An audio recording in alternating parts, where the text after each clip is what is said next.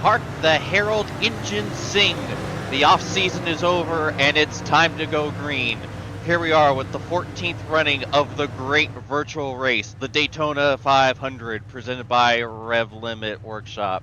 I am James Watson, joining you once again for the big show because our colleague, Dave Westergreen, he's going to be out there doing battle amongst the 43 of the best out there, trying to bring home elite stock cars' biggest crown. And I am joined as always by my broadcast partners, Zach Evans and Dave Huckleberry.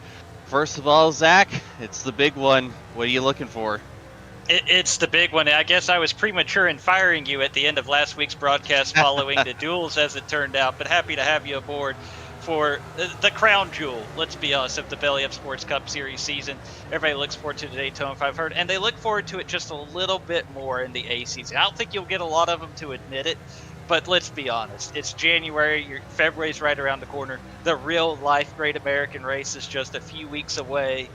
It's Daytona's in the air. You've got the Rolex 24 this weekend in the real world. Everybody's just... It's that time of year where everybody's got that Daytona fever, and all 43 of these guys are just craving the big win here tonight. Absolutely. It's the realism aspect, you know. Obviously, we're big on realism here in the Elite Racing League. And like you said, it feels like February. It feels like a proper speed weeks, you know. All the excitement knowing that racing season in real life is just about upon us. And for those of us who are football fans, some of us might be really waiting for the racing to start to distract us from how that sport is going. I have no idea what you're talking about. I don't know what I'm talking about either. Certainly not. But enough bitter ramblings. That's you talked about the big one. That's the thing that everyone is going to be worried about, of course. Anyone who's seen a little bit of racing at Daytona knows that that is something you have to be on the lookout for. And you don't know when it's going to happen. You know, we've seen it happen towards the back of the field, the middle of the field. Heck, we've seen guys leading cause the big one. You don't know if you're going to be safe when that happens. It really just feels like a little bit of a game of luck and chance, trying to make sure you're still on track at the end of 200 laps. Absolutely. That's it takes the complete package to come out of this deal after 500 miles. The winner, we'll see who will take the big win here tonight. Yeah, and just doing everything you can to just stay out of as much trouble as you can. That's why we've seen guys like Matthew Weeks win this race so often, a three-time winner, because he's so good at staying out of trouble, keeping his equipment as good as it can be, and making sure he's around to snipe it at the end. Said it a million times, Mr. Where the heck did he come from? Gonna try to see if he can be the first four-time winner of the great virtual race here for the Elite Racing Leagues. And yep, it's at that time to get started for the national anthem, everybody.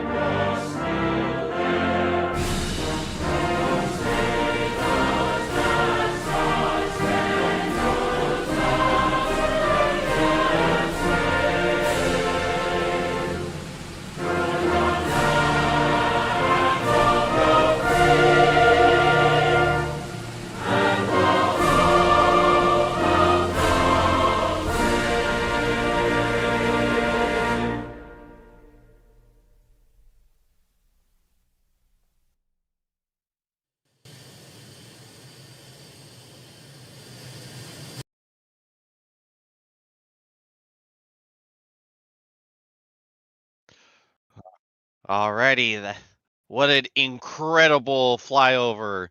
Just absolutely a thing of beauty seeing that thing fly through the air. And now, let's go and get the command to start engines. This is Vince Stover with the Belly Up Fantasy Live baseball show from the Belly Up Sports Network.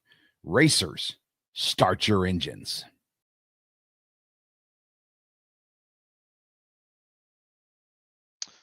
Alrighty, and there it is, everyone roaring, getting these engines ready to go.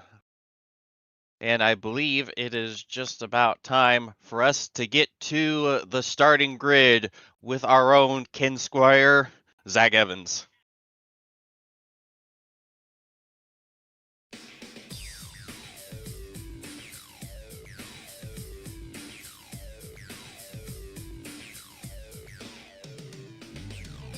I believe we might be having a little bit of technical difficulties here. Okay. On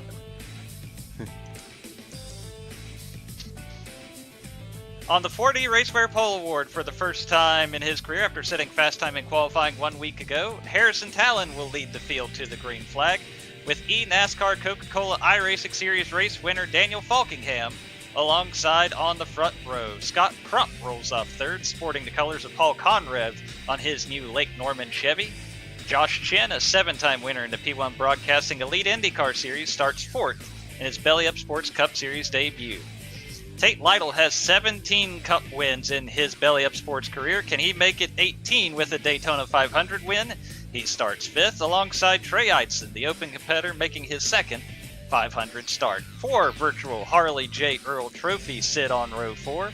Garrison Hogan, the 2023 A winner, starts 7th. Matthew Weeks, the 3-time and defending winner, rolls off 8th. 2-time Cup Series champion Gerald Campbell rolls off 9th in search of his first Crown Jewel win. 2025 B Rev Limit Workshop Development Series champion Justin Vandermeer rounds out the top 10. Young Gavin Higgins will make his 35th career Elite Cup Series start from the 11th position. 2024 B Belly Up Sports Cup Series champion Justin Wadsworth rolls off 12th. Ryan Gable goes from the lucky 13th starting spot in today's field, while former Daytona 500 and World 600 winner Ethan Burrell starts 14th. Paul Mikolajczyk, a.k.a. Bunch of Letters, will start 15th today. Ray Bracey, a.k.a. Bojo, joins him on row 8 after his Tanks.gg Truck Series win on Sunday here at Daytona. Michael Goodman, having recently made his 600th Elite start, looks for his maiden Cup Series win from the 17th starting spot. 2-time and defending Cup Series champion Blake Reynolds starts his three-peat bid from 18th. Jonathan Cutlip swept the Racecraft Grand National Series championships in 2025. He starts 19th. And he'll be alongside the Cup Series winningest driver, Tyler Fode, on row 10.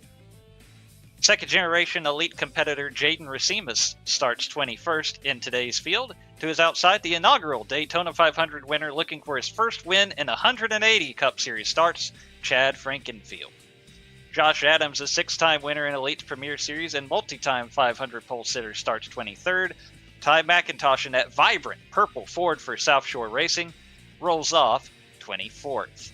Ethan Stanley, the 2025 A winner of the Elite Daytona 500, starts on the inside of row 13. To his outside, Seth Rawls, the winner the last time the Elite Cup Series raced at Daytona. Jared Rexing starts 27th in search of his first Cup Series win since Kansas in 2021B. That was the same season Johnny Thomas won the Daytona 500. He starts 28th. 2025B Rookie of the Year Daniel Gore will start in the 29th position. 2024A Talladega winner Gavin Hibbs looking for another Super Speedway win. He starts alongside in row 15. Another former Belly Up Sports Cup Series winner, Trey Holmes, he'll start 31st. Jesse Racimus, making his 130th Cup Series start, rolls off 32nd. Michael Hossack, waving the banner for those north of the border in today's field, starts 33rd. Caleb Becumer will make his first Daytona 500 start from the 34th position. In the 35th spot, we have a 3-time top 5 finisher in the Daytona 500 in Brent Jones. To his outside, last season's Daytona 500 runner-up, seeking an elusive 500 win, it's David Tooker. Ryan Schold has 2 Cup Series top 5s at Daytona. He hopes to add to that collection tonight, starting 37th. Gilberto Javier Gamera starts 38th in his second Daytona 500 start. Carlos Acosta picked up his first top 10 finish last season at the Nashville Super Speedway. He's starting 40th. Frank Foti is alongside him on the inside. He'll roll off from the 39th position. Now we look at our 3 alternates making the field from drivers falling out after last week. Tyler Popp, David Westergreen, partner in crime here in the Elite Racing Network. They make up the 21st row. Starting shotgun, row 22, 43rd on the grid, Connor Thompson-Gardner. Well done, Zach. And those are your 43 combatants for tonight's 500-mile event. We are about 2 laps from going green here, so I think we should go ahead and talk about who we think is going to be the ones to watch. Who is our picks for tonight? Oh, man. Well,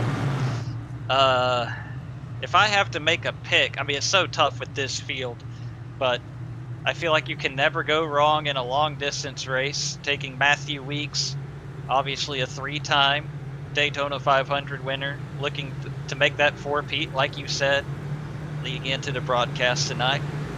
Starting pretty close to the front of the field here in the 8th position. I'll go ahead and take maybe the low-hanging fruit there with Matthew Weeks.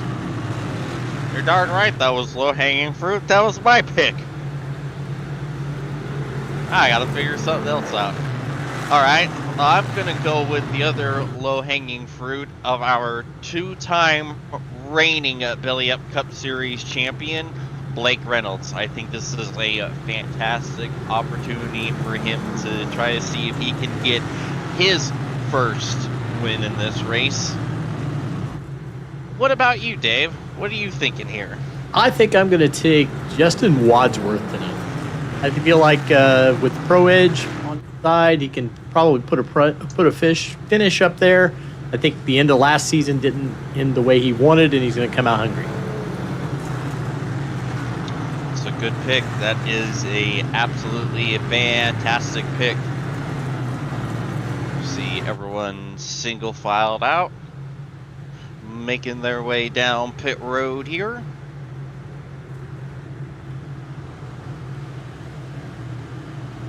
Of course, just like the real-life Daytona 500, making that pass down pit road, siding those pit boxes. Very good chance we'll see some green flag pit stops tonight. Typically, a fair amount of green flag running in our elite Daytona 500s.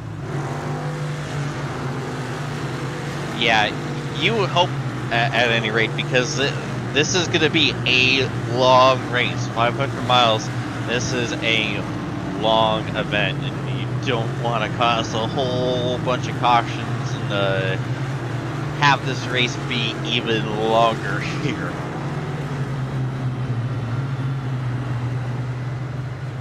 Definitely survival is going to be the name of the game, especially for at least the first 3/4 of this race or so. I think we're going to see a fair amount of fuel mileage here, and guys trying to set themselves up to nail that final stop and get themselves in position to take that virtual Harley J. Earl trophy.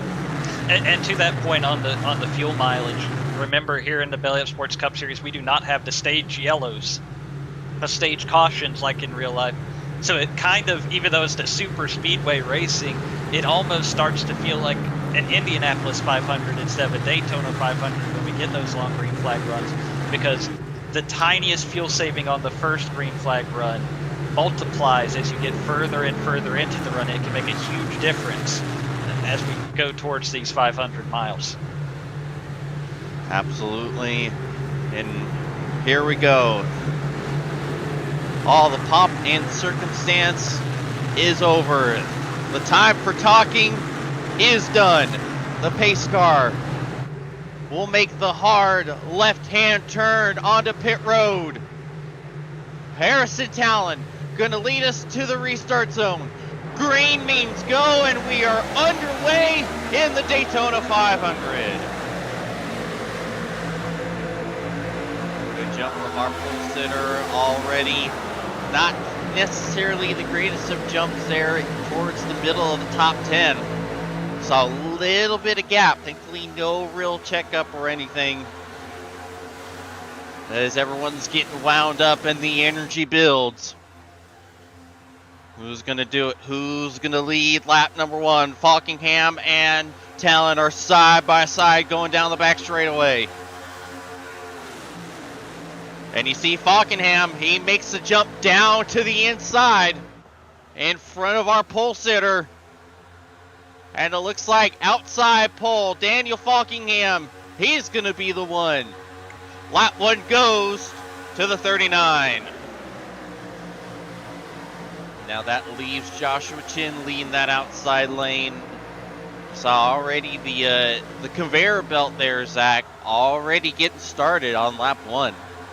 We saw a lot of that 1 week ago in our dual races that set the field, the 43 car field for tonight's Daytona 500, getting that run on the outside lane and then dropping down to the bottom and kind of opening the door for whoever is next on the outside to try and generate that run. But right now, the Coke Series driver, Daniel Falkingham, leading the way here in the Daytona 500. Yeah, but here comes Scott Crump, winner of duel number 1. We know that 90 car knows how to get it done on the plate tracks. We know that team knows how to get it done on the plate tracks. And here he comes.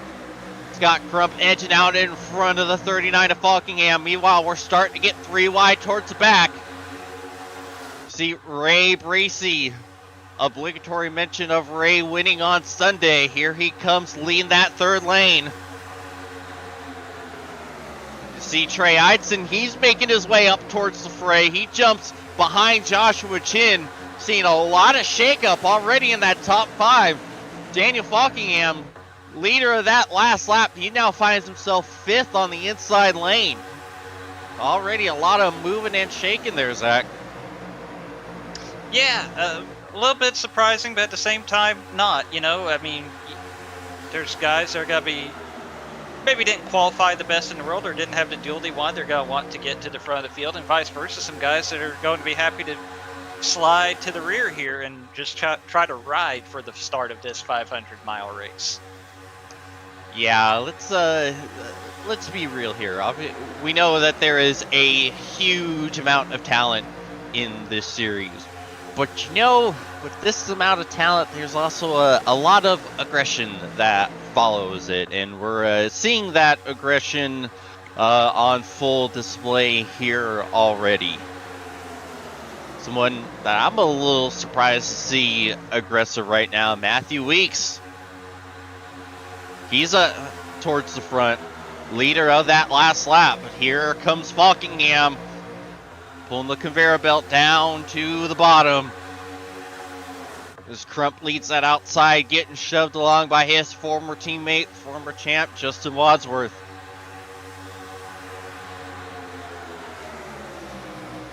Matthew Weeks, as we've mentioned, I mean, just one of the best in general in these long-distance races, a 3-time winner of the Daytona 500, though, and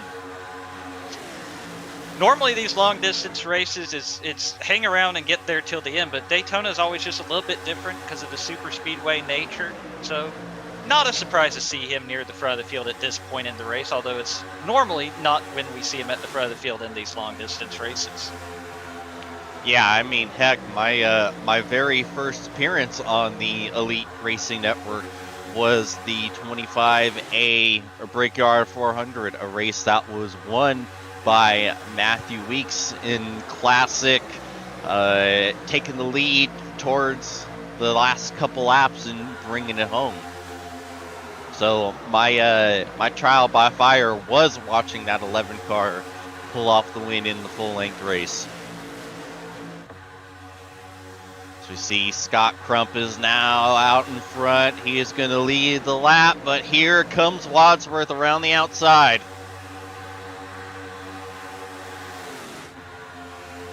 Meanwhile, that third...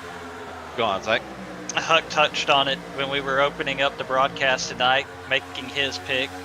Such a disappointing ending to the 2025B season for Justin Wadsworth. Past series champion, was going for a second championship, tangled up in an incident not of his own making in that finale at Chicagoland, a home track of sorts for Justin Wadsworth. I know he's going to be hungry to put that behind him this season, and what better way to do that than to start the year with a Daytona 500 win if he could pull that off. Absolutely. The best way to forget about yesterday is to celebrate today. Well, he's going to have his work cut out for him as here comes Foggingham back to the race lead. Getting shoved by friend, teammate, acquaintance, Joshua Chin. Oh, as we got one car going down onto the apron, Tate Lytle. Not sure if it's Tate bailing out. He said, I'm back, so I think it might have been something potentially connection related for the 56. Nervous times in the 56 camp, I'm sure, but he's able to hold on to that lead draft.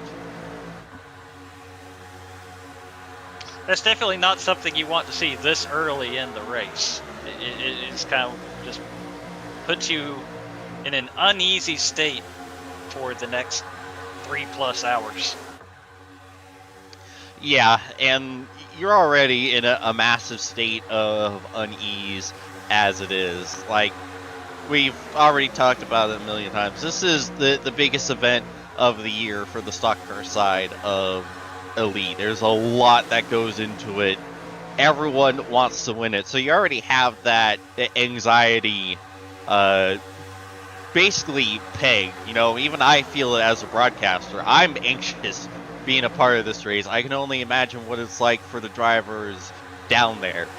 You don't need to have the added anxiety of your equipment potentially failing you here early on in the event that everyone has been looking forward to for months. I can't tell you from having once participated in this race, it is absolutely nerve-wracking. And there reaches a point, especially maybe about this point in the green flag run, where it's like, okay, for most of it, it's just another super speedway race. And everybody on iRacing has done countless super speedway races across the various race cars on the service. You know what you can and can't do, where to ride, you know, manage the situation, take care of everybody else around you. Don't be the person who causes the big one. Everybody has a pretty firm grasp of that. That's in this 43 car field. So it kind of, at some point, you settle in, you get into the rhythm, you almost forget the circumstance. But then, obviously, you get towards the end of the race. If you checked all the boxes, you're there at the end with a chip and a chair, then it all comes flooding back that, okay, wait a second. What can I do to win this race? What can I do to put myself in a position to win this race, the Daytona 500?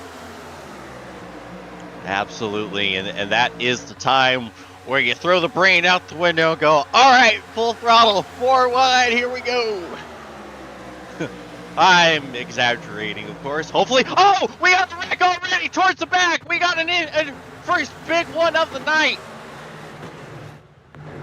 Saw Cutlip around.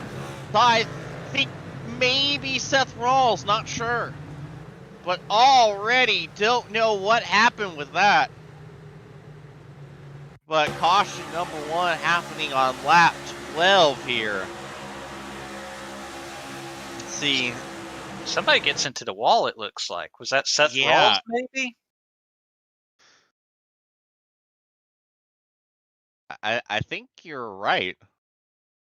So that means I called that correctly, which does not happen all that often. But yeah, we saw that happen a lot in the Does he get duels. in the wall or does he get a... no, he's in the wall, unfortunately.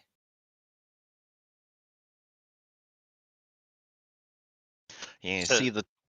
Mhm. 25, like you said, gets into the wall. Nowhere for Jonathan Cutlip to go.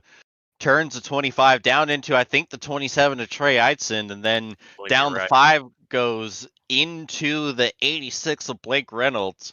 Blake getting the full brunt of the Watson curse, getting significant damage, or at least what seemed to be significant damage. Well, and our colleague here at Elite Racing Network told us to watch along with him. And oh boy! Wow! Life flashing before the eyes of D West right there. And race control is giving the tally to the 25. We're gonna go ahead and take an opportunity to get to our first break. We'll be back with you shortly. Tickets are on sale now for the 10th Bomarito Automotive Group 500 at Worldwide Technology Raceway. Sunday, June 7th features 3 huge races. The USAC Classic, Firestone Indy next, and the only Sunday night prime time NTT IndyCar Series race. Enjoy a weekend of cars, concerts, camping, food, and fun. The stars of the Indy 500 are coming to St. Louis. Get your tickets now and save big at www.raceway.com.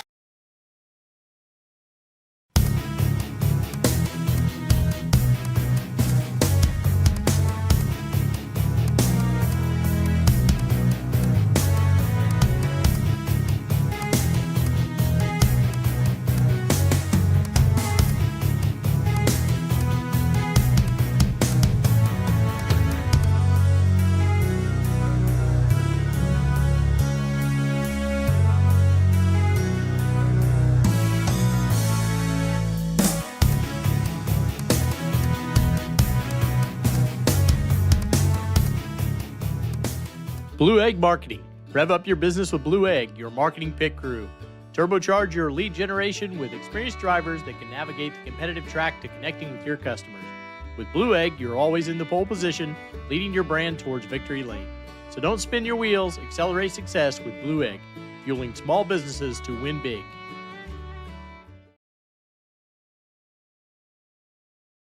Looking for a heck of a deal? You'll find it at Tom Bolin Ford in Hannibal. Right now, over $4,000 off 2025 Escapes, $2,500 off 2025 Broncos, and over $5,000 off select new 2025 F-150s. And the best part, every one of them comes with a Bolin lifetime powertrain warranty at no extra cost. Big savings, long-term peace of mind, all in one place. Tom Bolin Ford Hannibal. Heck of a deal, ain't it? Racing isn't easy, but experiencing it is. iRacing puts you in the driver's seat with the industry's leading sim racing game. Drive on laser scan replicas of the greatest racing circuits from around the world. Go head to head against other drivers chosen by skill-based matchmaking to ensure competitive racing at every level. Compete across all your favorite series.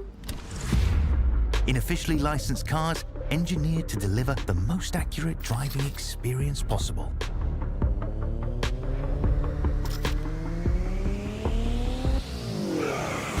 Join a race or host your own with players from across the globe. Race against the computer or in a league with friends. Feel the thrill behind the wheel. Visit iRacing.com. Tickets for the 2026 Season of Speed at Worldwide Technology Raceway are on sale now. The Bomarito Automotive Group 500, June 6th and 7th. The NASCAR Cup Series Enjoy Illinois 300, O'Reilly Auto Parts Series, and Confluence Music Festival, September 11th through 13th. And the NHRA Napa Auto Parts Midwest Nationals, October 2nd through 4th. Save big by going to WWTRaceway.com. All right, we are back and just about ready to get back going, and we have already received our first casualty of the race. Trey Eidson, the damage is too much on the 27 car, and he is retired from the race. Unfortunate. Great drive, great move on the last lap to get that last open spot at the time to get into the race, but unfortunately, day done on lap 14. Yeah, frees up some time for the rest of his evening, but definitely after putting in all that preparation just to make the race and then compete in it, tough break for Trey. Absolutely, as the pace car makes a hard left-hand turn on the pit road. Josh Adams will lead us to the restart zone. Green means go, and we are back on our way at Daytona. A huge jump for the 22 as he's going to jump out in front of Daniel Falkingham. Adams, the leader, stayed out on that last round of pit stops. That's why he is out in front. It's an interesting strategy there, Zach. We'll see how that works out for him.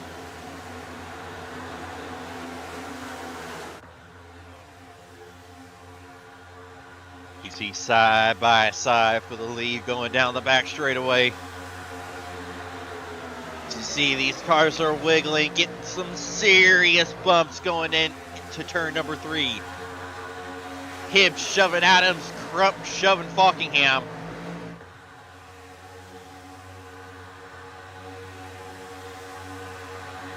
See a little bit of a wiggle from that 22 with the bump he's getting.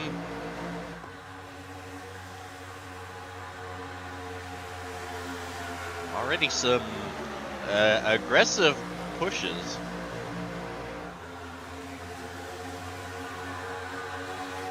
Seemed like you can get away with that a little bit more in this car, at least during the duels last week.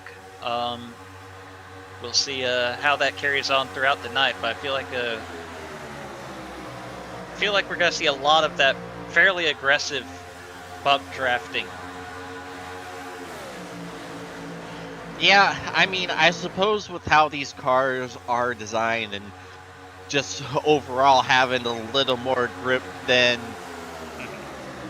say, the O'Reilly car or the truck, that you can get away with it, but boy, it doesn't help the nervousness any seeing them getting all kinds of wiggly.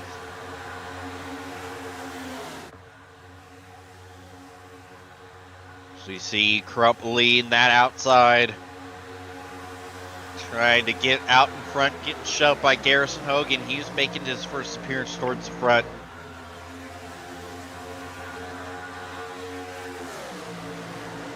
And so far, most of the cars that were involved in that first caution don't seem to be too worse for the wear. Obviously, Eidson is out and Rawls is a lap down, but he looks to be out on track, and everyone seems to be in the pack. To see a big move up to the inside or the outside lane, I think that might have been Weeks. Had a gap up towards the top and took it. As we see Hibbs taking the lead now. Got a little bit of a 4-car breakaway here with Hibbs, Weeks, Crump, and Hogan. And now Falkingham jumping to the outside. And here comes Crump jumping out in front. Oh, big move from Hibbs to block the run. Oh, boy. The body language of that 90 car is not happy, Zach. No, it's a little surprising to see some of those moves this early in the race, but obviously some aggressive competitors here at the front of the field. Now Gavin Hibbs drops back to the bottom. I think Scott Crump's got to get out front this time. Absolutely. Now the outside with a huge run. Going to be out front, first 3 cars. And here comes Wadsworth, and here comes Ty McIntosh right behind him, giving a big shove to the 6. Pushing Wadsworth out to the front, and you see Crump going high. I don't know if he got left out or if he's had enough of this, but the 90 is going backwards now. Yeah, he's not going to find a lot of help in that third lane, I don't believe. Obviously, we saw a lot of 3 wide that first green flag run, but I believe the incident probably chilled a lot of people's opinions on going 3 wide this early in the race. Yeah, I think he's had enough of that lead battle. He chooses life, as many people said over the radio. But here we go. New race leader, Ty McIntosh. Ty not feeling well. Could this be the flu game for the driver of the number 10?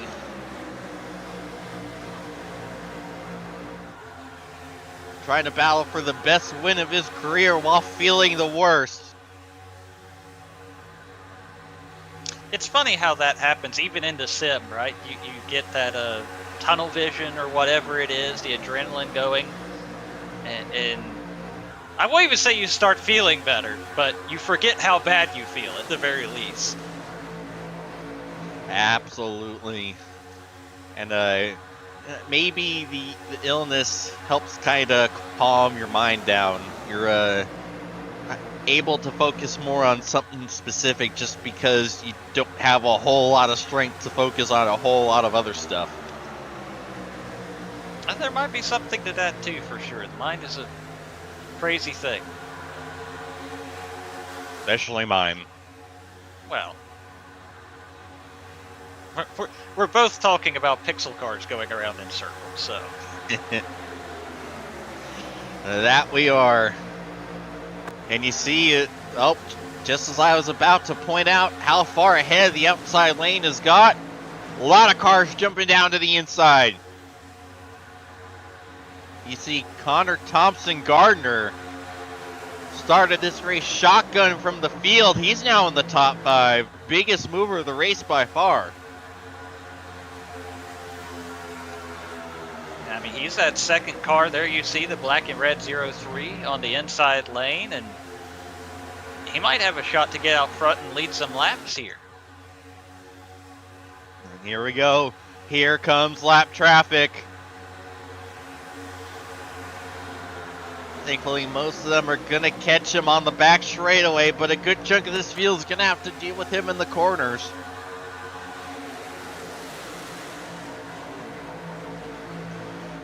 Thankfully, not as nerve-wracking as we saw on Monday's Grand National race, having to deal with the lap traffic going 3 wide, turning it into 4 wide. We all get through as clean as you could hope. And that's what Seth Rawls was hoping would happen as well. Be able to hang with this pack in some capacity. You don't even need to necessarily be at the front of it, right? You're not battling anybody else to be the first car a lap down at the moment. Just stay with the draft, keep that speed up, and do the best you can with this group. Although I'm starting to wonder if he's going to be able to do it, if he might still have a little bit of damage, because there is a little bit of a gap forming there between him and Tyler Fode. Absolutely.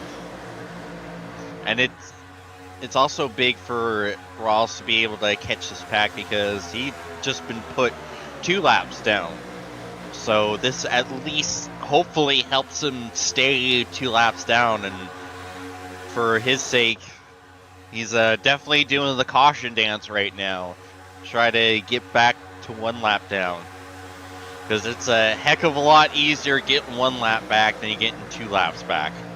Oh, for sure. Especially because you're probably going to get a caution at some point. But if it happens after a long green flag run, where some guys have fallen a lap down because of issues on pit road, then you might not get any lucky dogs. So you're hoping, if you're him, you go ahead and get that first lap sooner rather than later. Absolutely. Meanwhile, the race chat is aghast that Tate Lytle, who was born in 1997, does not know who Prince is, which I also find surprising as someone who was also born in 1997, who definitely knows who Prince is.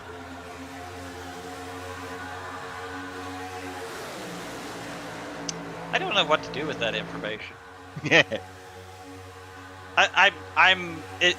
It's terrific that comes up while purple cars are leading both lanes for sure. But beyond that, I don't. Yeah, that's especially as much Tate Lytle. Let's be honest, the leader of elite karaoke. Anytime we get under caution or a long green flag run, so the fact that he doesn't know who Prince is. Never mind that there isn't a Prince on his playlist. It's incredibly surprising. Right? I think it's safe to say Tate does not own a Raspberry Beret. I bet Tate would sing a mean Nothing Compares to You. Absolutely. Meanwhile, the Purple Rain continues out front with Joshua Chin getting shoved by Daniel Falkenham. And Ethan Stanley, he's joined the fray. He's holding on to third. Meanwhile, while all that was talking, we've become a whole lot of 3 wide, and there was a whole lot of almost wall contact. Oh, you never like to see cars get close to the wall 3 wide, especially what we saw in lap 12. Yeah, I guess I have to take it back that they've decided to hold off on the 3 wide for now. Yeah, it's anything but at this point, as we are just about 3 wide for the lead of this race. And we're still only halfway through stage 1. As you see a big move from Joshua Chin up in front. Gavin Higgins, and Higgins jumps to the bottom. He's going to take the lead. Oh boy. Oh, Gavin Higgins. It has completely stalled out that inside lane. Yeah, and Gavin Hibbs voiced his displeasure at what is happening right now. So you see 2 by 2 for the lead, Chin versus Crump. And give the lap to Crump. Meanwhile, behind this 3 wide battle, you see a whole long line of a single file. A lot of people going, nope, not worth it. A group of 3 wide at Daytona is called a nope. As you see 3 wide for the lead. Here comes Ryan Gable. A little shot from Falkingham, got the old one loose going into turn 3.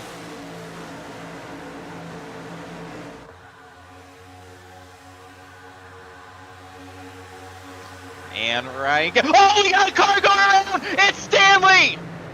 Oh, we're wrecking! Cars through the infield. Saw Ethan Burrell around as well. You see Ray Bracey. I think David Ticker might have been involved too. There, well, that's Burrell. Yeah, it looks like not a good stretch for the for those named Ethan right there.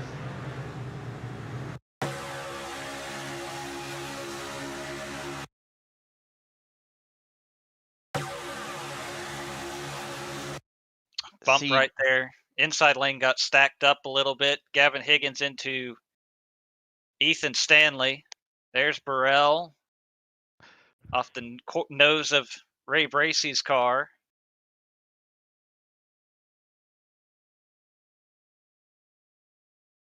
Bracey does a pretty good job after that of getting it locked up to avoid any further damage. And a lot of people did potentially a great job of avoiding Burrell. Mother of mercy, we gotta look at the onboard of that 24 car. Holy crackers, Michael Osick is probably gonna absolutely need a new pair of shorts after that one.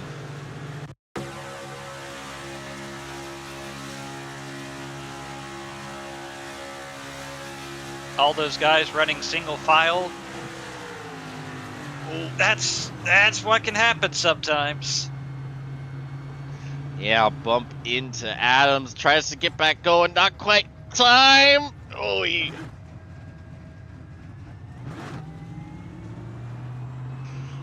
well, might have been a little closer than what it needed to be upon further view. Oh, as you see, Harrison Talon issues getting into his box. That's going to cost him some time. Speaking of costs, we're going to go ahead and take another break, and we will be back shortly. Tickets are on sale now for the 10th Bomarito Automotive Group 500 at Worldwide Technology Raceway. Sunday, June 7th features 3 huge races. The USAC Classic, Firestone Indy next, and the only Sunday night prime time NTT IndyCar Series race. Enjoy a weekend of cars, concerts, camping, food, and fun. The stars of the Indy 500 are coming to St. Louis. Get your tickets now and save big at www.raceway.com.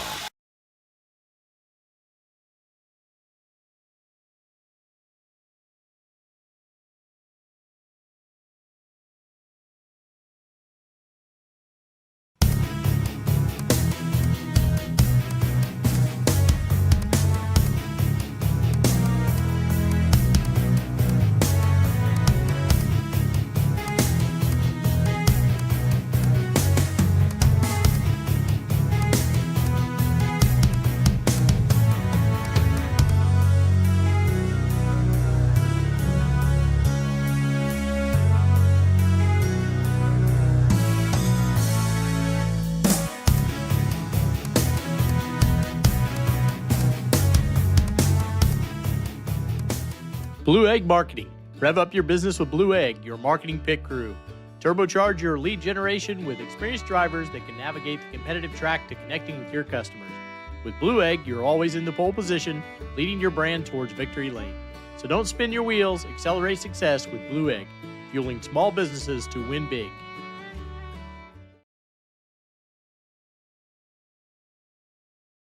Looking for a heck of a deal? You'll find it at Tom Bolin Ford in Hannibal. Right now, over $4,000 off 2025 Escapes, $2,500 off 2025 Broncos, and over $5,000 off select new 2025 F-150s. And the best part, every one of them comes with a Bolin lifetime powertrain warranty at no extra cost. Big savings, long-term peace of mind, all in one place. Tom Bolin Ford Hannibal. Heck of a deal, ain't it?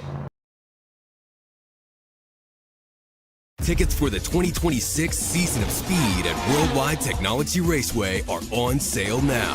The Bomarito Automotive Group 500, June 6th and 7th. The NASCAR Cup Series Enjoy Illinois 300, O'Reilly Auto Parts Series, and Confluence Music Festival, September 11th through 13th. And the NHRA Napa Auto Parts Midwest Nationals, October 2nd through 4th. Save big by going to WWTRaceway.com. All right, we are back. The lucky dog under that last caution was, in fact, the 25 of Seth Rawls. Is exactly what the 25 needed. The 89 of Brent Jones got the opposite of what he needed. Connection issues dropped Brent out of the session. He is loading back in as we speak, but he is now one lap down. That is a huge bad break for the 89 of Brent, who is having a solid run. But here we are, the pace car getting ready to make the hard left-hand turn onto pit road. Danny Falkingham will lead us to the restart zone. Greeny's going. We are back on our way at Daytona. Falkingham shot out of a cannon.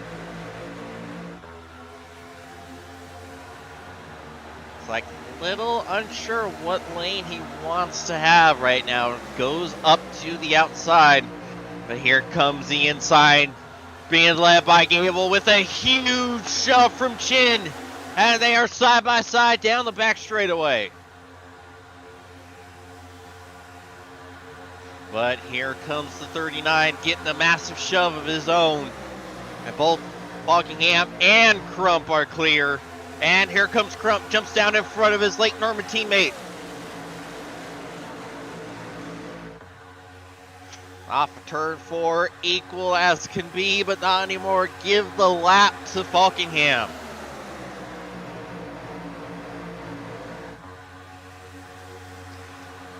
And we've said it a few times. Is this going to change the aggression levels? Yes, it didn't take them too long to get back 3 wide, but so far what we're seeing, really doesn't seem like the aggression is ratcheting down at all, Zach.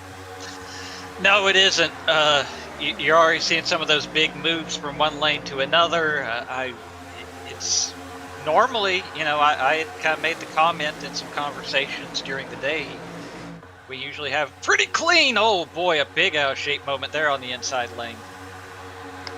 No kidding. As you see, Frank Fody peeking the nose out, maybe looking to go 3. Pops back in line.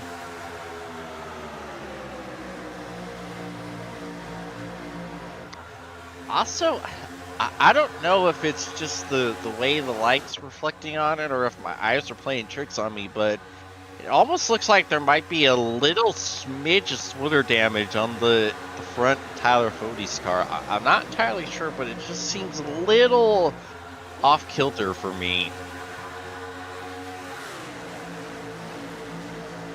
See all kinds of wiggling. Goodness gracious. You see noted restrictor plate lover David Westergreen. He's on the outside 3 wide. No help right now. Speaking of no help, Scott Crump's got to lose a couple of spots here on that inside lane up front. He's finally got some help there from Frank Fody, not Tyler Fody, the other Fody, Father Fody, in the 41 car. Yes, they're in one of the many Bojo schemes. And a Bojo scheme is out in front, Tyler Fody.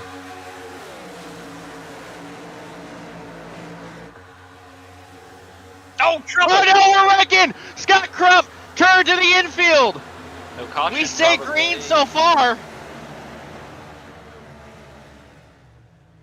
No caution, which is disastrous for the 90 of Scott Crump. Frank Fody was also involved as well. You see, big wiggle and then contact. Can't quite tell who that was on the outside that got into the 90. Maybe Daniel Gore? You might be right. This sunset does not help. Car.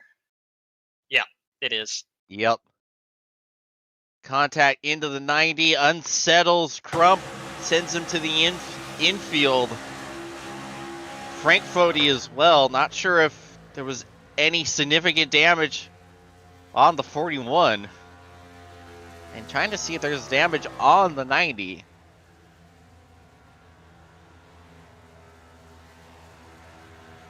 It looks like there's a fair amount of cars that did lose the draft trying to avoid that. As you see, they're going past the lap car of Brent Jones. Brent Jones going another lap down. Now, one thing to note, in the Elite Racing League, there is a rule at the super speedways. If you fall 6 laps down, you are asked to park it for the evening. However, with a situation like Brent Jones where his connection related, whatever laps he lost before he was able to load back into the session will not count towards that number. I don't know how many, if they're going to say he's good for 2 of those 3 laps he is down or what. I'm not sure. We'll have to get word on the exact number he has been given in grace, but he will be able to race at least if he were to go 7 laps down. Hopefully, since it's a connection issue and not damage to the car, he'll be able to grab the draft here and not fall much further astray. Yeah, but unfortunately for Brent, that was that had not updated yet. He's 3 laps down now, so he needs a whole lot of cautions very quickly because currently the lucky dog is the 25 of Seth Rawls, who is only 1 lap down. And they're going to be catching up to Scott Crump here pretty soon. Meanwhile, as we were talking, Everything is going crazy once again. We are 3 wide battling for the lead of this race. Gavel and Weeks side by side with bunch of letters leading the third lane.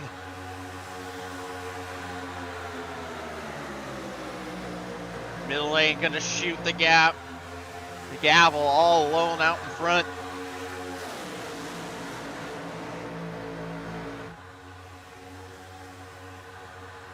Oh, that's tight. Right on the door there between Gable and Falkingham at the front of the field.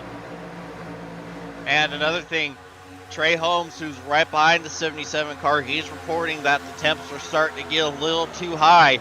That's something that we're definitely going to have to worry about, is temperatures in the draft.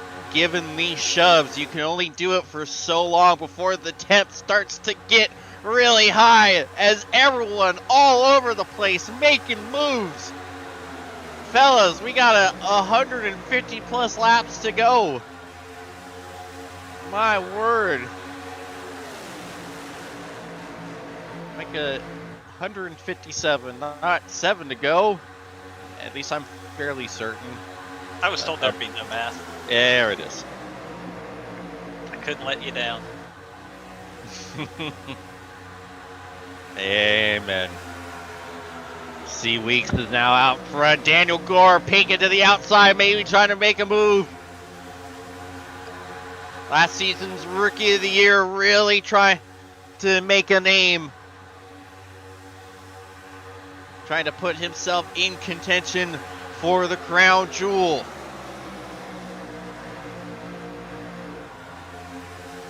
But now Fody jumps to the lead of this middle lane as the third lane starting to build the energy back up. Here comes Gable. Oh. Gable looking like he might take the lead of the third lane. Pop back in line. And it's Gavin Higgins jumping out. Gable went to follow and they both jumped back in. Just teasing the competition right there. And now they will jump in front of Josh Chin. Well, Gable will. Higgins couldn't get up there. Yeah, it is. I don't know if that's a good thing or a bad thing if you're Gavin Higgins.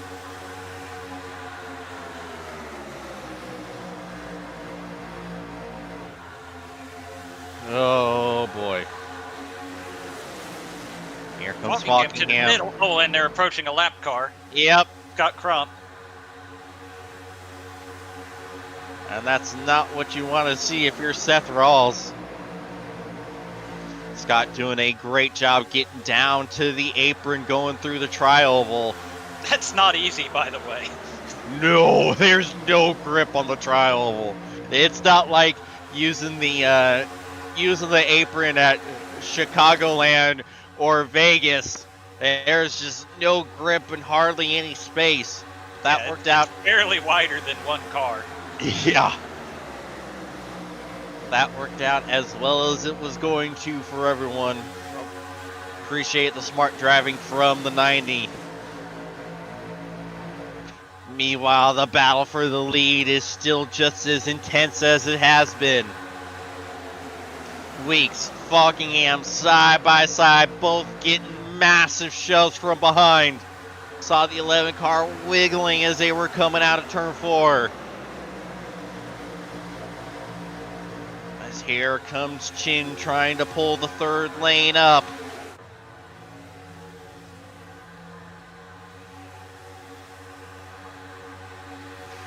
Not enough energy being built in that third lane yet, as Weeks is all alone in front.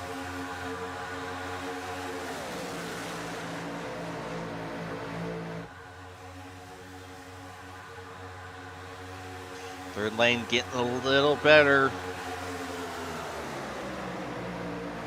Third lane with Chin, Tooker, and our pole sitter Harrison Talon, who is, unfortunately, as far as what I've seen, I don't think Harry has led a lap yet, despite being pole sitter. Nope, he has led 2 laps. Heck yeah, Harry. See Daniel Falkingham, leader of the most laps so far. As now here comes Danny G. Daniel Gore getting shoved out in front by Higgins, and Daniel Gore jumps down to the bottom in front of Falkingham. Whoa, a little bit of contact as Daniel jumps out to the outside of Daniel. Zach, I think Daniel's going to lead this lap. I believe you're right. Oh, man, but Daniel was so close. Oh, boy. The wife knows everything. The wife doesn't know. Oh, boy, as here comes Gore. Sorry to cut you off, Zach, but Gore back out in front, and now here comes Weeks.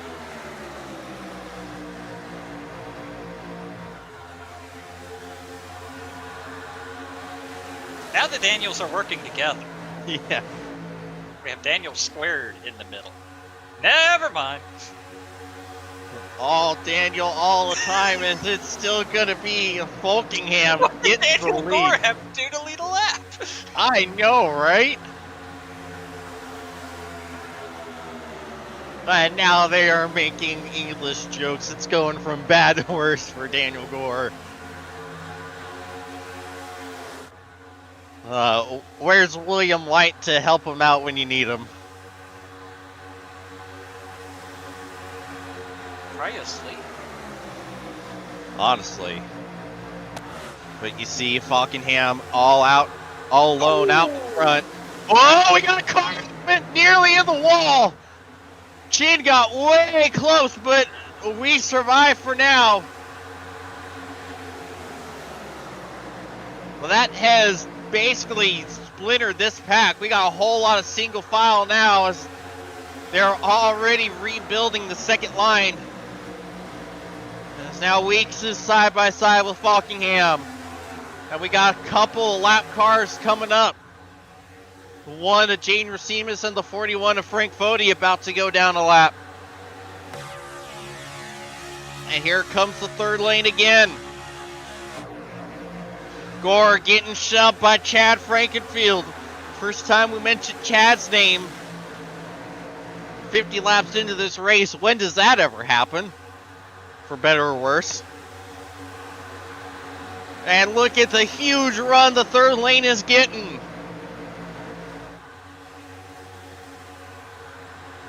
As they're all trying to make their way past the 1 and the 41. We're going to be 4 wide. Oh, and it looks like the inside just might have checked up behind the lap cars. Well, that Difficult. Yeah. Son Tyler Fodi had to cut his dad a break there, I'm afraid. And I honestly think that cut the pack a break because I don't know if they were going to be able to survive if they tried to go around. Crazy as that seems, it might have been the safest way to go. As here comes Jared Rexing to the front. And Pink Humor jumps to his outside. So we are now officially a quarter of the way through the Daytona 500. Whoa! Big moves from Weeks and Mikolajczyk. Hat 77 continues to move through the corner. To the high side. Yeah, that might have been the best case scenario for everyone. Paul jumping up to the outside, especially since Frankenfield was reporting temperature issues. Oh no, there's contact with Gore and Mikolajczyk. Hey, contact between Weeks and Pink Humor. Weeks gets spun back up into the wall, and there's the big one. Josh Adams up into the catch fence.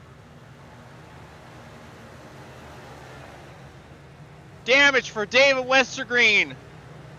Ray Bracey was involved, but I don't know if the 7 got any damage. See, I don't know if that was a bad push from the 39 or what, but down goes the 59 to the apron. And then not gets Weeks loose, and then back up the track goes the 11. Oh, man. And unfortunately, that might be all she wrote for our colleague David Westergreen. The initial reports from the 9 car not sounding too good. Just nowhere to go. Man, D West almost made it through. If the 22 flew just a little bit sooner.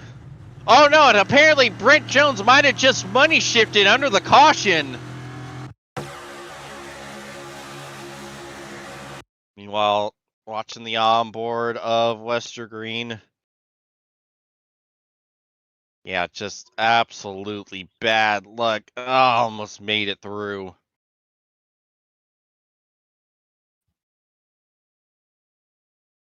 See Adams doing the grind on the rail.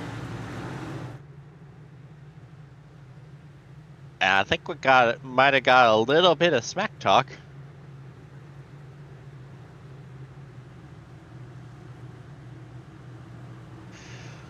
Well, we're going to go ahead and take another break here, and we'll be back shortly. Tickets are on sale now for the 10th Bomarito Automotive Group 500 at Worldwide Technology Raceway. Sunday, June 7th features 3 huge races. The USAC Classic, Firestone Indy next, and the only Sunday night prime time NTT IndyCar Series race. Enjoy a weekend of cars, concerts, camping, food, and fun. The stars of the Indy 500 are coming to St. Louis. Get your tickets now and save big at WWTRaceway.com.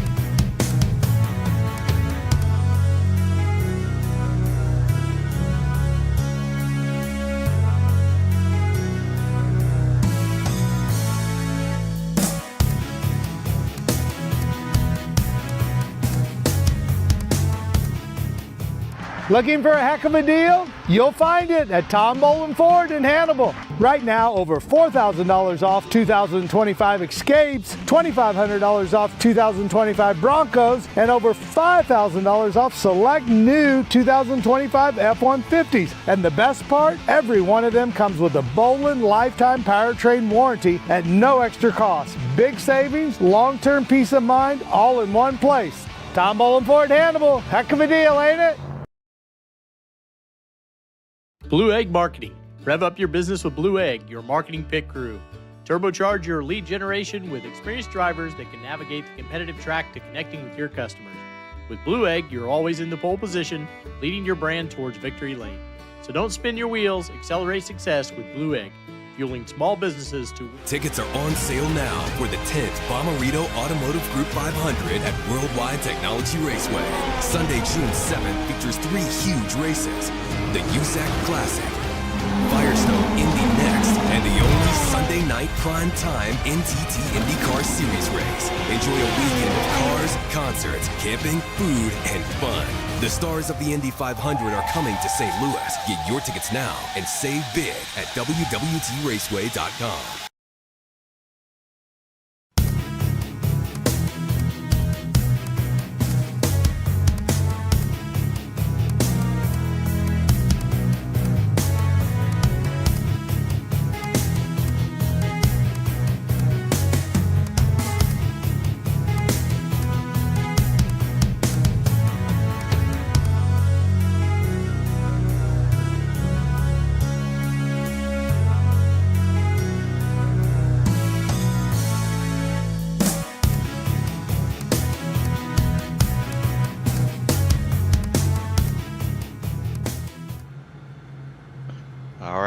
We are back and tying up some loose ends. Unfortunately, it is night over for our ERN colleague David Westergreen, and it is also night over for Brent Jones as well. He did, in fact, money shift, so that is night done for the 89.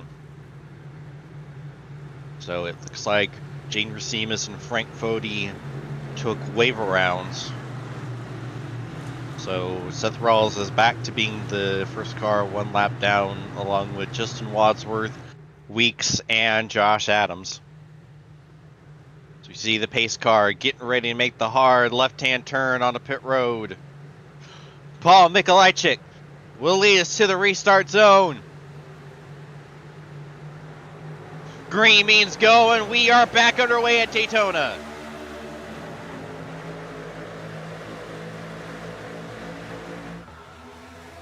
Good jump from that outside lane. Falkenham staying alongside the 77 pretty well.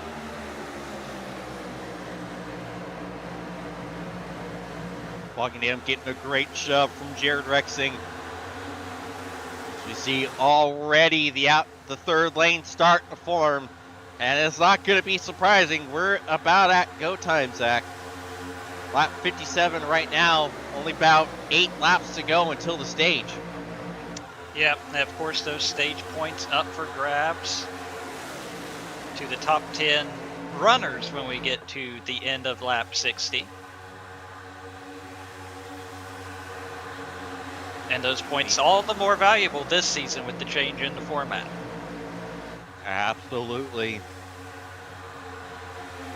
Consistency is going to be keen and king for our drivers, as Falkenham all alone out front getting shoved by David Tucker. Oh, we see Ray Bracey jumping out of line. I think Ray's might had enough of the view in front, as here comes Chin with a massive run, a massive shove from Gavin Hibbs, and the other Gavin Higgins getting a shove from Rexing on the inside.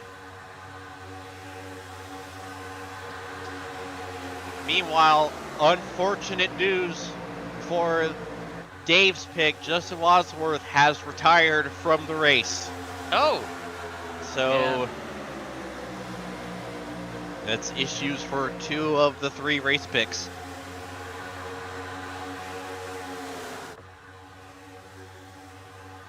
So right now your leader is Gavin Hibbs, getting shoved by Justin Vandermarl. They jump down to the middle.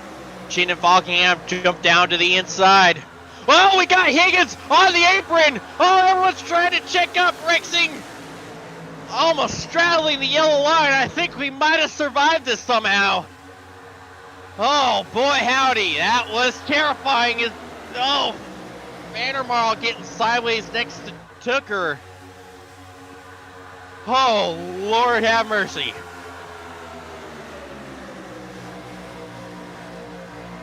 But so far, so good. We stay clean and green somehow. So we are 2 by 2. All that scare really took the air out of the third lane, as Hibbs is just shoving Chin, have practically an eternity. But here comes the run from Vandermarl. He's got Gore right behind him. So everyone trying to set themselves up for the stage end. Ooh, who got it? Hard to say on that one. Little bit of a practice coming to the line, I think, for these guys. Oh, we got a car in the wall. I think it might have been McIntosh. Hard to say. Too many purple cars in this race. But yeah, the pace difference, I think that might be Ty McIntosh. Unfortunate for the 10. So we got 4 laps to go in this stage. Chin out in front. Gore behind. Danny G still trying to get that lap lead. Jumps to the bottom. He's got no help right now, but here comes the run from Hibbs, and there's the shove from Hibbs.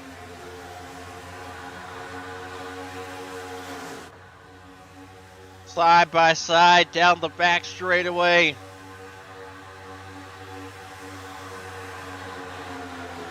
Give the edge to the outside right now.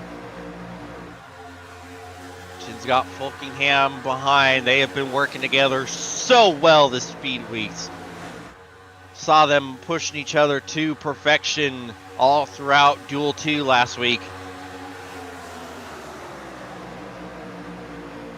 as Daniel Gore finally gets that lap led as he tries to throw the block on Chin. Oh, God, I don't know if he had enough room or not. I think Chin might have cut him a break, but not really by choice. Oh, if that happens in another 100 and something or so laps, that might have a different result. Oh, and Gore tries it again, but can't hold him off this time. Here comes Chin, and he's got Fulkingham behind him again.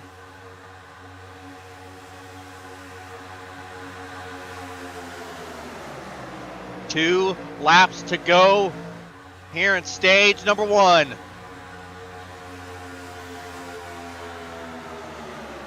And now Chin without his pusher. Fulkingham now out in front of Chin as he tries that move. Lord have mercy. These moves are getting closer and closer, and we're not even halfway. And here comes that third lane. You said it as Hibbs jumps to the outside. So we got 1 lap to go in stage number 1. I don't know if this is quite where Hibbs wants to be. He's going to have to hold off those 2 behind as Gore jumps to the outside. But he's not going to have any help for a while. That might not have been the smartest move as they got lap traffic. Matthew Weeks gets to the apron. 11 going to go down another lap. As here's the move. Here comes Fulkingham to the inside of Hibbs. And there's Chin to the outside of Hibbs. But thankfully, here's Tooker to the rear of Hibbs, pushing him through. Coming off of turn 4. The shove from the 19 is exactly what Hibbs needed. Gavin Hibbs wins stage number 1. That ended up working out perfectly for the 95. Those are some big points. Meanwhile, stage is over. The chaos is anything but.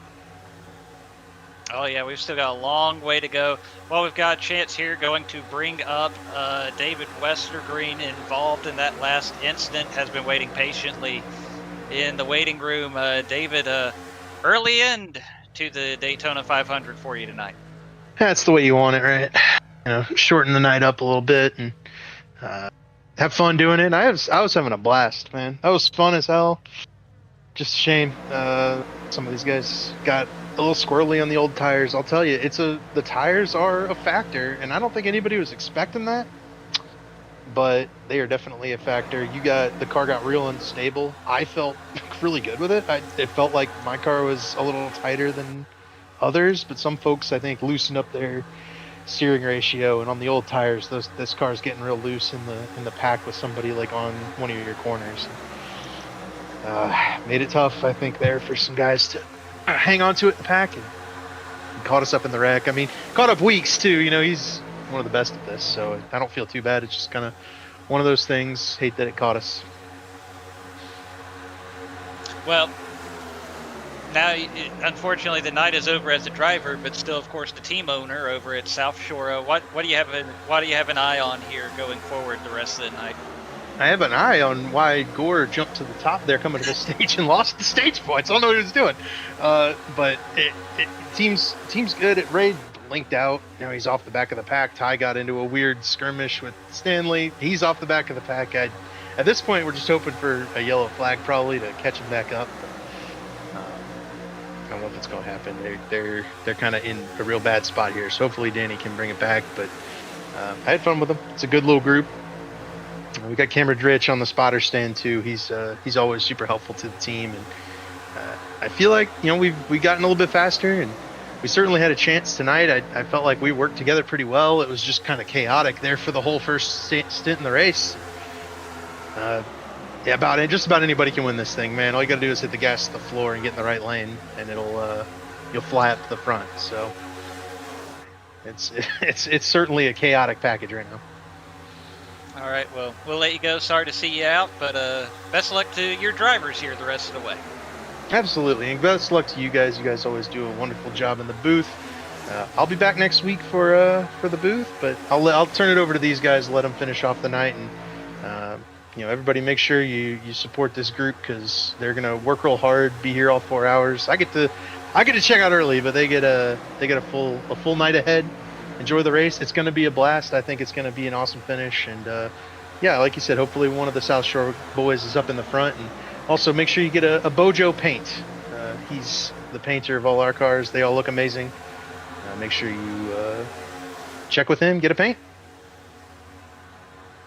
All right. There you have it, David Westergreen. Out of tonight's running. There you see, talk about those Bojo paints. Ray Bracey losing a lap there on the apron. Tough break for him. Yeah, obviously Ray is absolutely doing the caution dance here along with Connor Thompson-Gardner. And I don't think Ty McIntosh is that far away either. And it looks like Ray wasn't even able to hold on to the draft of the main pack. So it could very well be going 2 down here within the next 10 laps or so. The drag from these cars when you get out of the draft, it's just killer.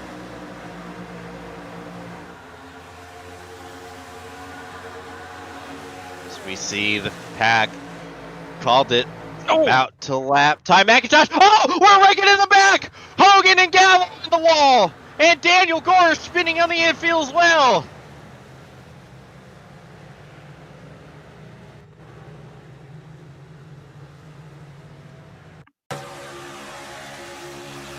And that works out perfectly for McIntosh. You see, contact between the 66 and the 01 puts Gable up into the wall and then down into the other track racer racecraft car.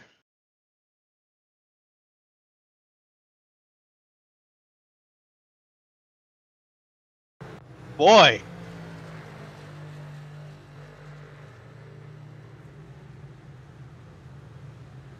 So McIntosh was lapped when that happened, but he should be getting the lucky dog. That somewhat unfortunate timing for some of the others in that same group of Bracey and Connor Thompson. And Seth Rawls is still going to be 1 lap down here.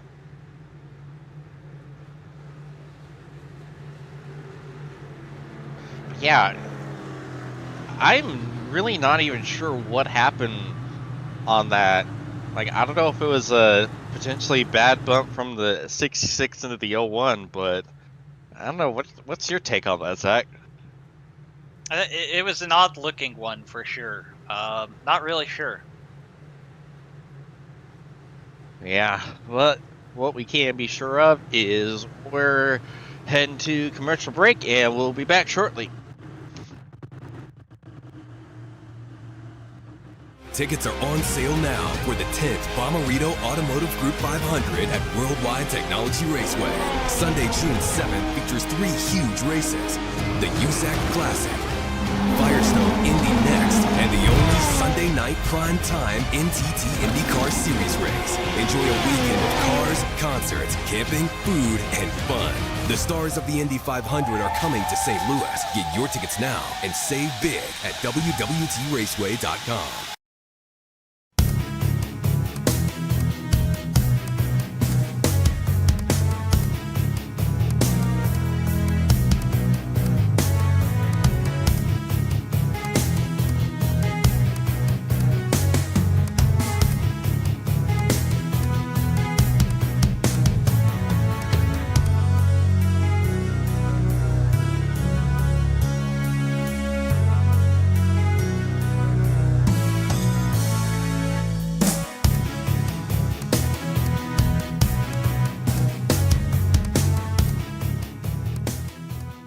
Blue Egg Marketing. Rev up your business with Blue Egg, your marketing pit crew. Turbocharge your lead generation with experienced drivers that can navigate the competitive track to connecting with your customers. With Blue Egg, you're always in the pole position, leading your brand towards victory lane. So don't spin your wheels, accelerate success with Blue Egg, fueling small businesses to win big.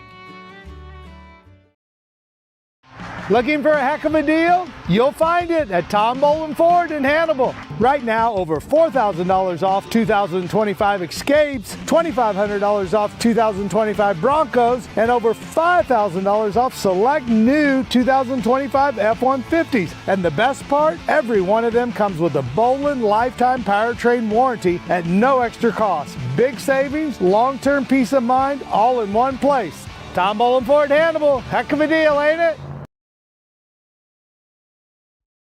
Racing isn't easy, but experiencing it is.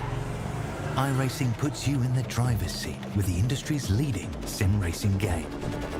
Drive on laser scan replicas of the greatest racing circuits from around the world. Go head to head against other drivers chosen by skill-based matchmaking to ensure competitive racing at every level. Compete across all your favorite series. In officially licensed cars, engineered to deliver the most accurate driving experience possible.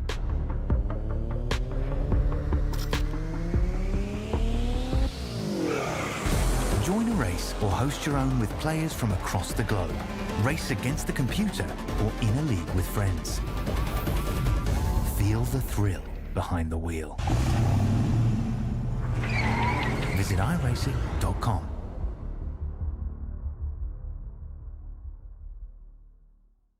Blue Egg Marketing. Rev up your business with Blue Egg, your marketing pit crew.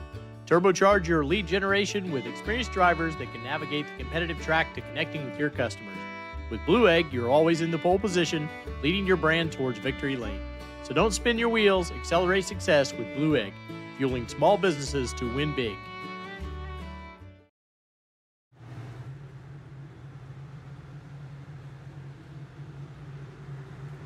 And we are back. And Race Control is deeming it a racing incident, which I think is very fair because it was really hard to tell what exactly caused that from the angles we were looking at. So I think that lines up with what we were seeing. Space Car getting ready to make the hard left-hand turn onto pit road. David Tooker will lead us to the restart zone. Green means go, and we are back underway at Daytona. Not a great restart from Beak Lightning there on the outside. Gerald's going to be hoping for a big push from behind. That doesn't look like it's happening. In fact, the big checkup on that outside. Not really sure what happened with that, but that was potentially very bad. But we stay clean and green.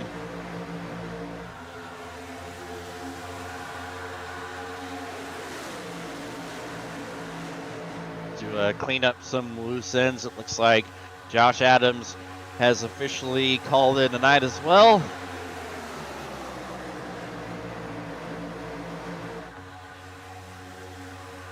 It's like a few took the wave around. I think, in fact, Ray Bracing might have been the only one taking the wave around here. So, first car one lap down is still Seth Rawls, as it's been for pretty much the entirety of this race.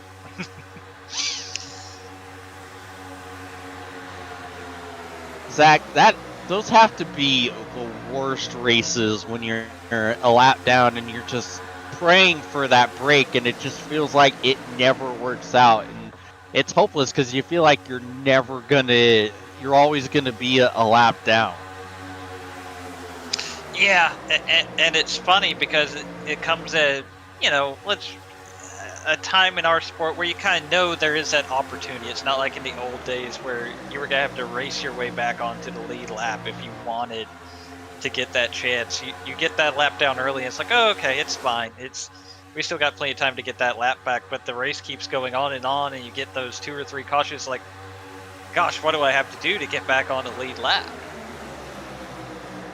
Yeah, because we finally end up getting those cautions after the pack catches someone who lost the lead draft from an incident that maybe potentially could have brought out a caution, but didn't. And so that's when it's really frustrating. Like you feel like that the universe is against you. It's like, come on, just happen a little sooner and we're gonna be good to go. But Seth continues on, and we continue on. You see one car dropping out of the lead draft. Not quite sure what's going on with that. I don't know if it's a connection issue or what. Meanwhile, up for... Yeah, who was it that said that, Dave? Michael Goodman said he was blinking a little bit and was going to drop to the back. Ah. Unfortunate for Goody, but hopefully he can stay on to the draft at least. Knock on all the wood, I think things might be calming down here. This is the longest single file lane we've had all night, Zach. It is, but you still see who's still leading that second lane. Josh Chen. He has been pretty racy all night. I think if he gets a few more friends up there with him, we'll be right back at it again. Yeah, you're probably right. As we speak, starting to inch closer and closer to the front. So you go by Connor Thompson Gardner on the apron. Not sure what's up with the 03.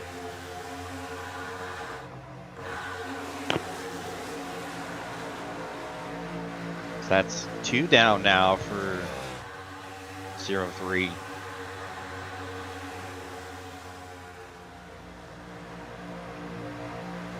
Yeah, he's about Meanwhile, 40 back miles up- under speed. Yeah, that's surprising. I don't think we saw him get any damage in anything. It didn't seem like he was that off pace before we got the last caution.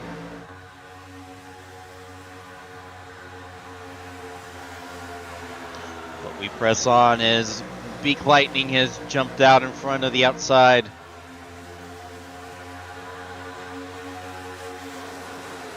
Still not a whole lot of help past that.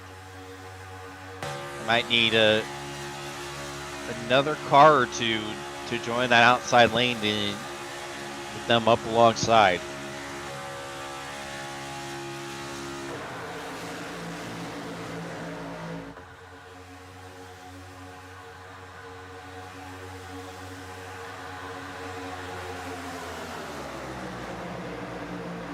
So apparently Thompson might have got a pit road penalty from what we're hearing over the race chat.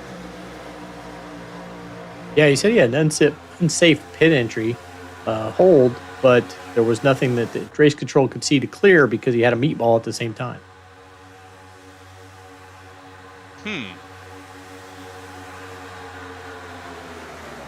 I wonder what he even got the meatball from.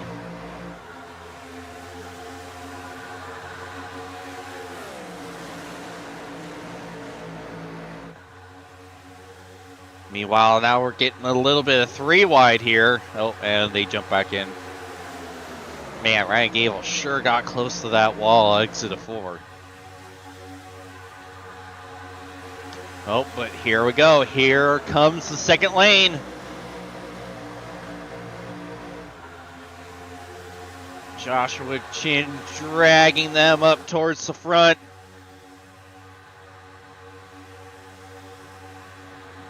Oh, we got chaos going on in the back. I think there was a car blinking in that group. Yeah. Maybe Gilberto Javier Gamera. Good God. What happened, and how did this not call He blinked a out. crash? He blinked out. See, and he reappears got- in the middle of that. Because if you go further back, you can see where that gap is in that second lane is where he had been before he blinks out. Right there. Wow. And his connection numbers are pretty good, so it's technically not even really showing a bad connection. I have no idea what ended up causing that major lag for the 3 car, but great driving by everyone to avoid disaster, and that happened right there in the middle of the pack. Could have nuked half the field. Yeah, that definitely could have been a lot worse. Meanwhile, back up front, Chin and Falkingham battling for the lead of this race, like they've been doing pretty much all night long. And there's Falkingham up to the top.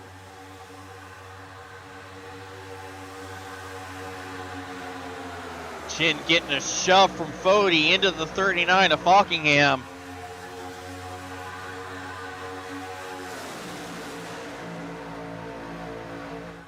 Took her lead in the inside, trying to get a good bump from his teammate to get back up in this lead fray.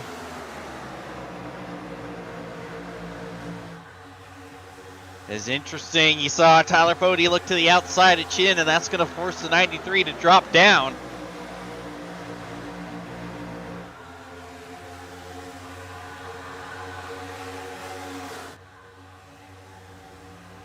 That all of a sudden, the middle lane seems to be the strongest, and oh man, big move from Crump and Fody. Drop down to take the lead, and everyone's leaving Falkingham out to dry. Campbell, Rexing follow the Lake Norman duo through. Cutlet stays behind the 39 and gives him a shove forward.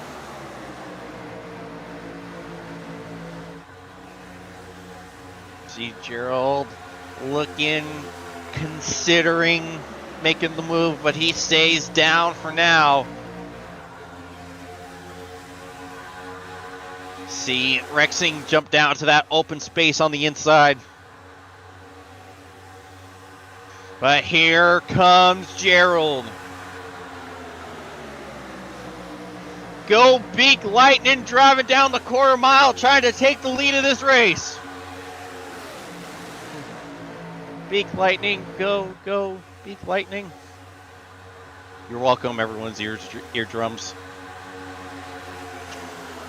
And Gerald's going to lead that lap, and we got another lap car coming.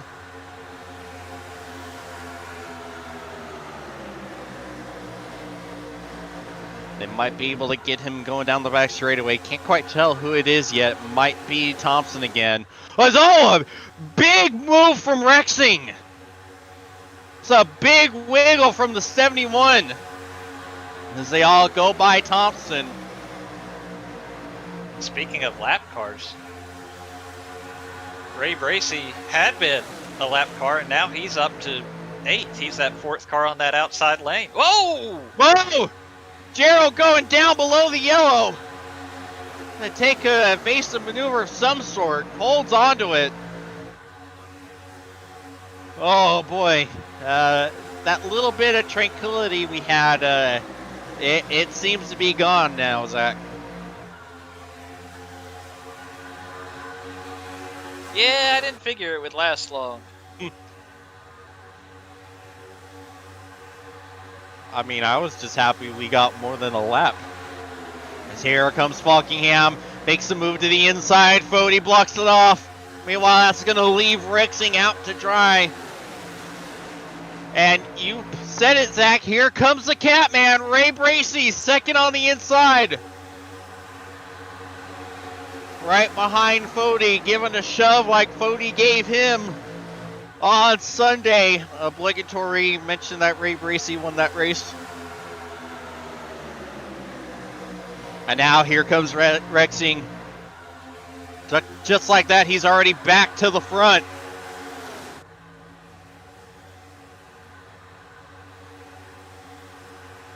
See some moving and shuffling and shaking. Oh, God. Ay, Dios mío. Again, that could have been bad, but we stay green. And now here comes Jonathan Cutlip. Cutlip was involved in the first wreck all the way back on lap 12. Got what I assume was significant damage. Here he is trying to battle for the lead. What a comeback for the 5. But I think there still might be a little too much damage on that 5 car. Look at how much the middle lane slowed down. I don't think that 5 can lead right now, Zach. I think they got to try to shuffle him out somehow. Yeah, I think you're right. And I think Ray Bracey thought about helping with that and maybe, in a way, contributing towards his South Shore teammate. But now Jared Rexing jumping up there with Tyler Fody in tow. Now, you assume there's damage on the 5. Honestly, you not entirely sure, and considering that I'm not sure that even Fody has damage, I don't think you can listen to me as far as that. But that middle definitely lost a lot of speed when Cutlip jumped out in front. And now Rexing leading that middle lane. He's dragging them back. Fody and Bracey control the inside.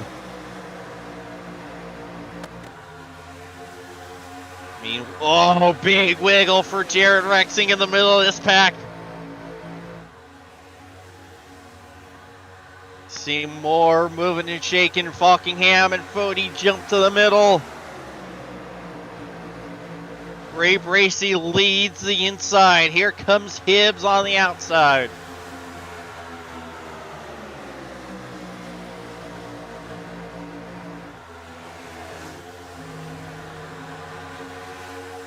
And there goes Rexing, jumps down to the inside. The inside and the outside, we're starting to lose a lot of ground. Single file for the middle, about 5 cars deep. Rexing trying to drag them back, but it's not working as of yet. Meanwhile, they all jump to the inside except for Daniel Falkingham. As here comes another lap car.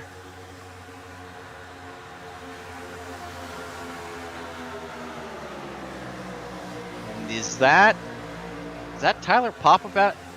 It is. 14 to Tyler Pop.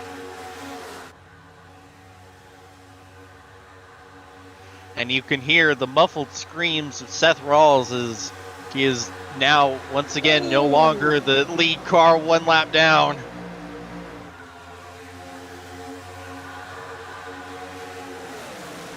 See, Falkingham made that move to the outside and it has not worked at all.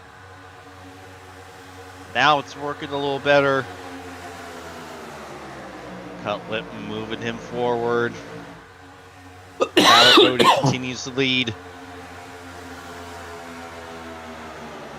Big move from Fody to get down to the bottom. Jumps from one Lake Norman teammate to another.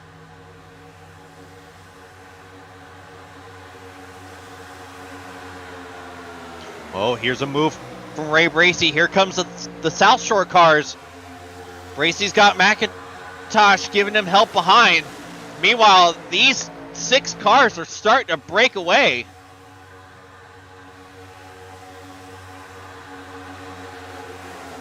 Pack catches up. That was a bit weird to see.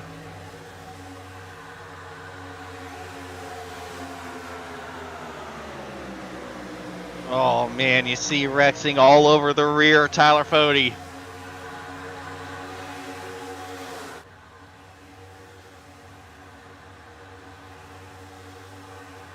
As you see, the sun continues to set here in Daytona Beach.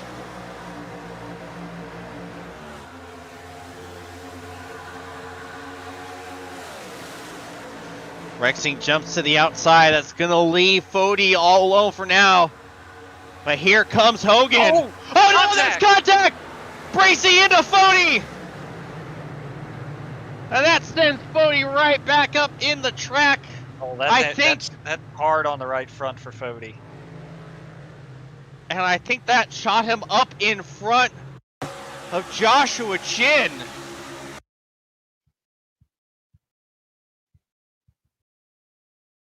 See, Bracy, I think he tries to side draft and just ends up hooking Tyler Fody. No, he got hit.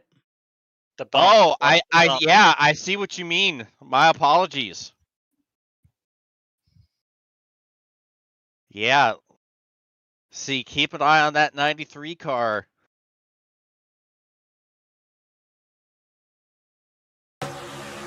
Bump knocks the 7 down into the 40.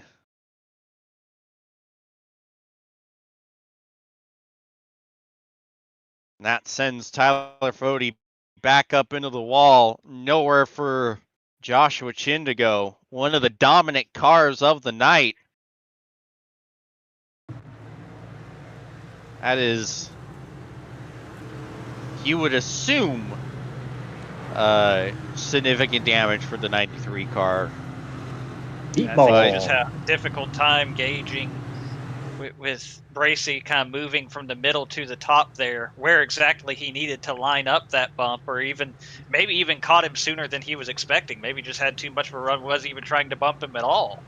And obviously it wasn't quite as lined up as it needed to be.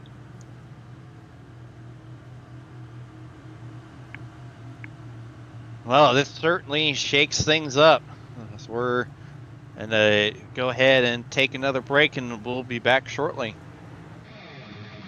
The Lucas Oil School of Racing. Simply stated, we are the professional ranks where the quality of the equipment often dictates the outcomes, and all of our cars are designed to perform and race as close as humanly possible. None of our competitors will have an advantage from engineering tactics. Rather, you will compete on a completely level field with a score of immensely talented up-and-coming drivers, all pushing each other to reach their new heights in their respective pursuit in becoming a professional race car driver. Every year, our top-performing graduates move on to the professional racing ladders of IndyCar, F1, and IMSA. Whether drivers compete in 1 or 2 seasons of our series, when they are ready to move on, they are ready to move. The training you receive in our school is an unmatched, unforgettable, first-class education combining the very best racing instruction and education.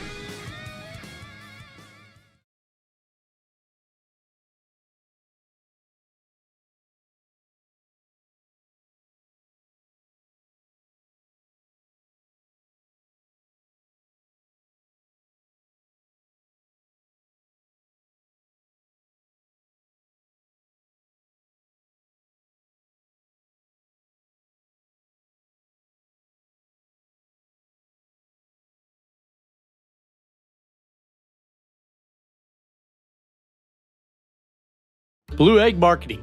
Rev up your business with Blue Egg, your marketing pit crew.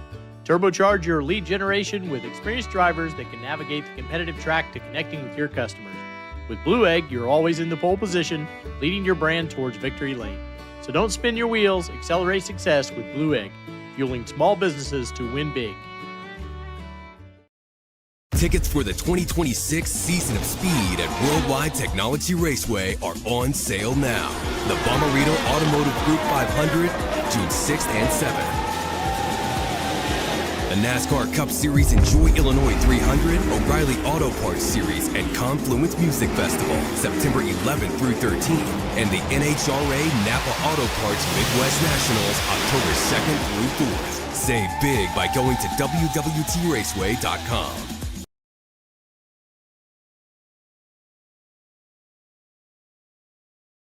Looking for a heck of a deal? You'll find it at Tom Bolin Ford in Hannibal. Right now, over $4,000 off 2025 Escapes, $2,500 off 2025 Broncos, and over $5,000 off select new 2025 F-150s. And the best part, every one of them comes with a Bolin lifetime powertrain warranty at no extra cost. Big savings, long-term peace of mind, all in one place. Tom Bolin Ford Hannibal. Heck.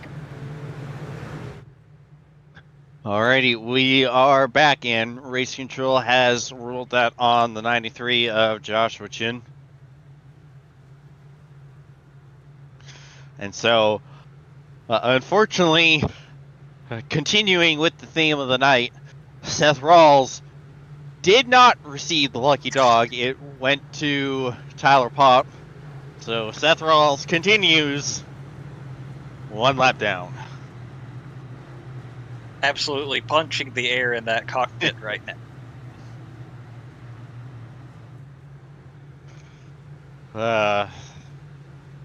As we are 1 to green. Getting ready to go back green.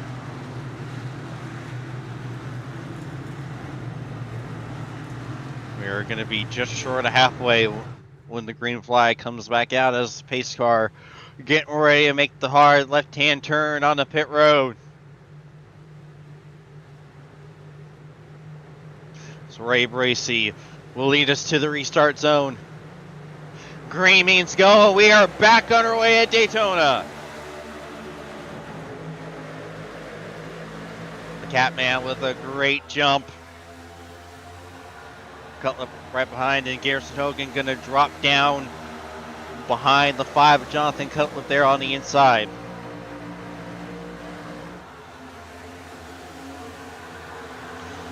Jared Rexing now the one leading that outside, trying to drag them back to the front. Here comes Hibbs.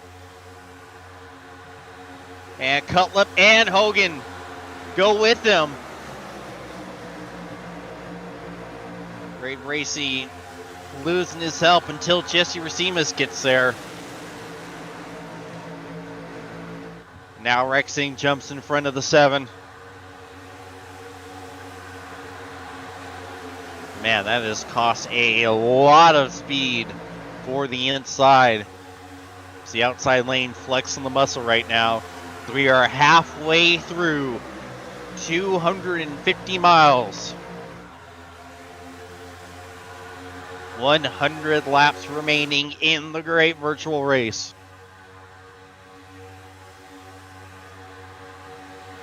See Rexing now trying to bring the inside back to the front with Carlos Acosta, another one of our ERN colleagues, giving him a huge shove. Here comes the inside with a massive run.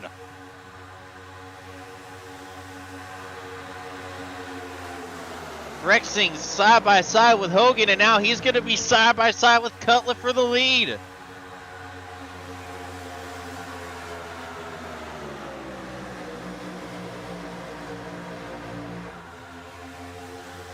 Well, now that we've finally reached the halfway mark, Zach, what do you think is the feeling in the driver's seats now that we're halfway home, and every lap now we're getting even closer and closer to the end of this race?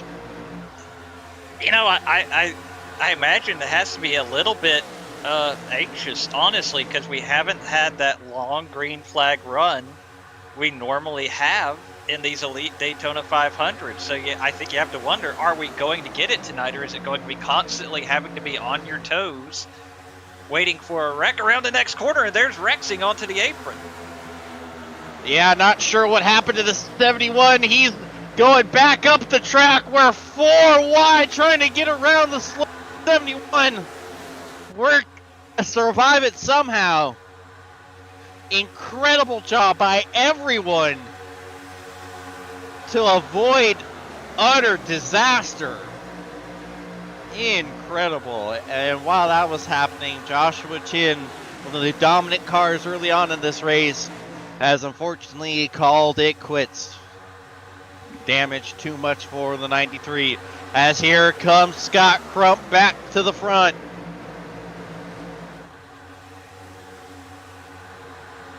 Daniel Falkingham has also made his way back up. He was towards the back of this pack like 3 laps ago. Shows you, Zach, how quickly things change here.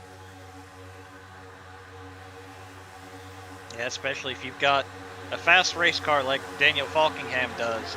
It's been you can get those runs, you can find those friends and get your way back to the front. And it also shows what happens when you have a fast car with someone that knows how to use it.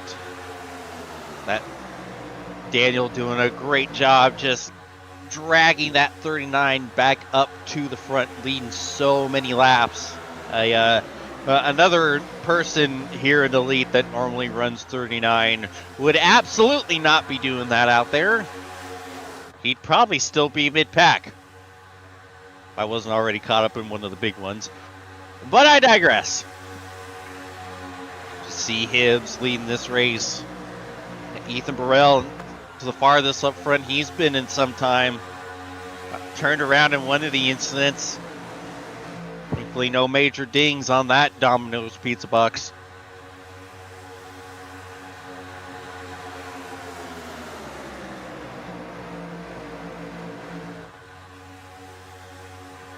Inside lane back to controlling this race. Crump tries to help build the energy on the outside and get them back side by side with the 95.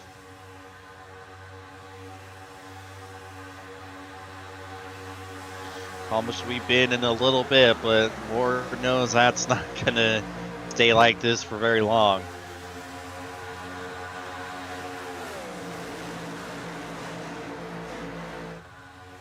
To see the lights are starting to come on around Daytona International Speedway.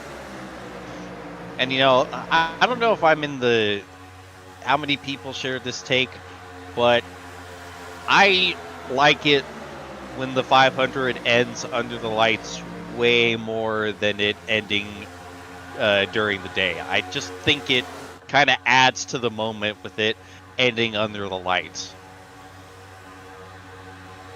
I will admit I'm pretty old school.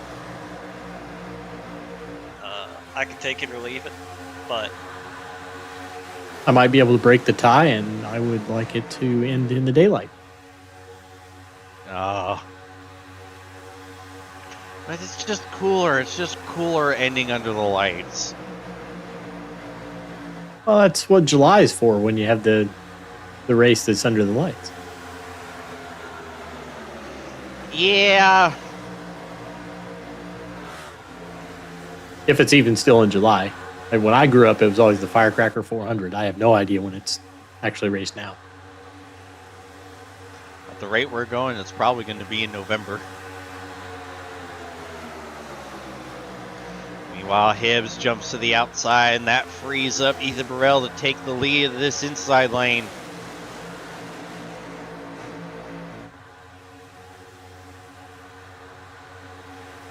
you know, in regards to Daniel Falkingham, you know, obviously we've touched on his resume in the Coke series and all of that, but especially as that was almost one heck of an announcer's jinx. I was going to say, you know, the challenge with coming into a new series like this, especially as Super Speedway and the Daytona 500, is learning how to race around people you haven't raced with a lot before. And there was almost a moment there with him and Scott Crump. That there was, as they were trying to get by the lap car, Tyler Fody, dealing with that damage from the last caution.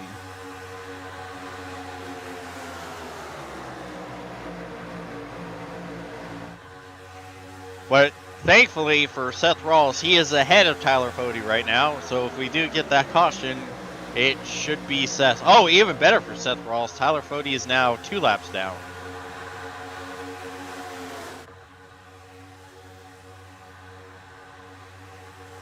So now Seth is really doing the caution dance once again. To see Hibbs getting a massive shove from Daniel Gore. Gore back up front with his South Shore teammate, a McIntosh, right behind.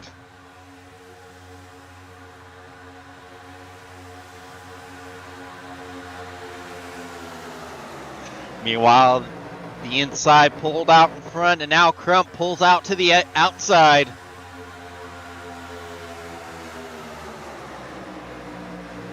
He's trying to push him along.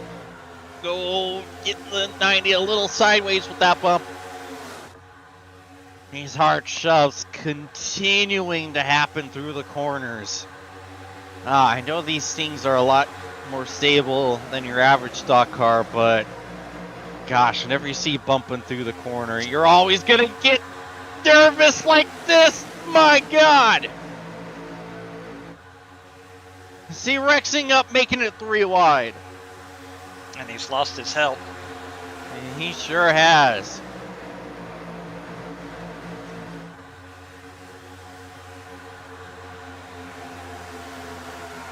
But looking at the help that's being given out, I don't know if you really want some of that help.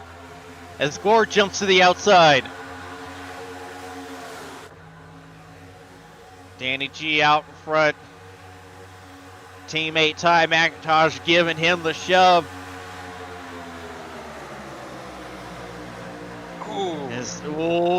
They're a little indecisive of what lane they want. That almost gave Trey Holmes the opportunity to jump to the outside and split both of them, send them in the sucker hole, but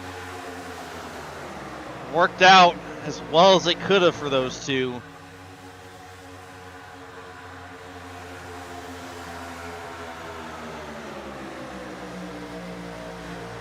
Now Crump, given the bumps he's been getting, back to Hibbs.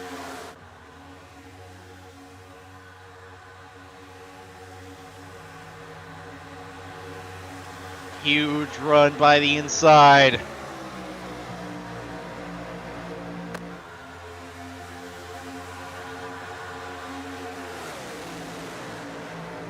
Hibbs and Gore still side by side off of turn 4. Well, that's 4 wide and further back. Okay, they got it sorted out. Yep, that's what we all wanted to see.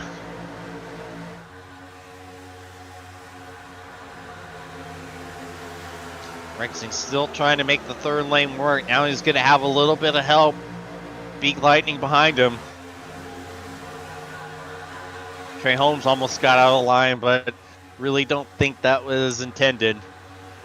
Oh, big move from Hibbs to jump out in front of Holmes, and here he comes trying to take the lead back.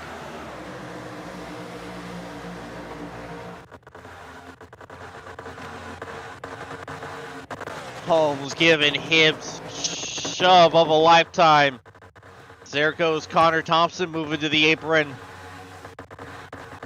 And that's going to be lap number 5 for the 03. So Connor Thompson might not be long for this race here.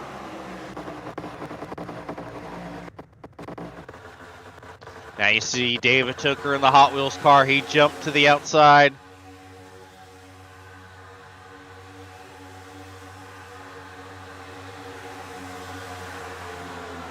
And it's working now. Looks like Falkingham is. He's leading that third lane. Look at the run there, getting a huge shove from Tooker into Falkingham. And they are now back to the front. What a run is. Oh, there's contact with Crump. Crump and Cameron. Oh no, they're still wrecking anyway. Oh no, what is Crump doing? What is. Oh. Good Lord, you think they're okay somehow? What in the world?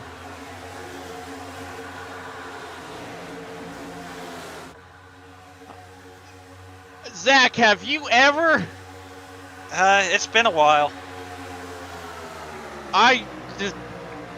What in the world just happened right there? I thought the field was going to be wadded up like 3 times, and I am dumbfounded. That was crazy. I mean, I thought for sure on the initial contact they were going to wreck. They didn't.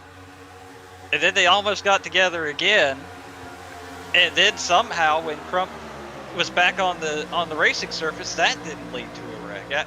I think, hard to say. I think it started with, it looked like maybe Gerald Campbell and Scott Crump kind of both went for a lane change at the same time, one from the top, one from the bottom, both going to the middle, and it just obviously they ran out of space. But boy, what a hairy moment.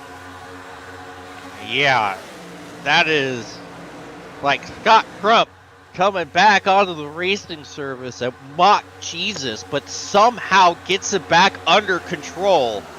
Like, you're so used to seeing anything like that it ends with multiple cars just getting annihilated. Somehow Scott Crump was able to grab control of his car again to get it back on the track without taking anyone out. That might be one of the most impressive things I've seen all week. That is an incredible and unbelievably terrifying bit of driving from Scott Crump there.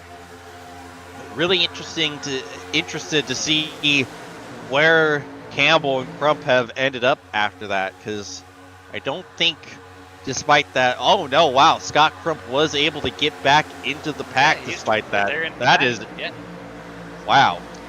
Yeah. Campbell is not so as lucky. Fortunate. Not as fortunate back in 32nd, but I mean, the fact that Scott Crump is not just still in one piece, but in this lead draft is insane. Yeah, unfortunately for Gerald, go Beak Lightning is turned into no Beak Lightning. Thank you, I'll be here all week.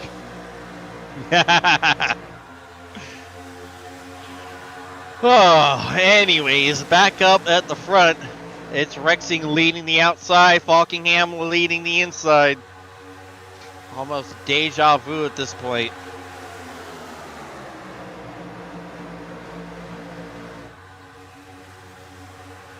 Rexing has the South Shore duo right behind him.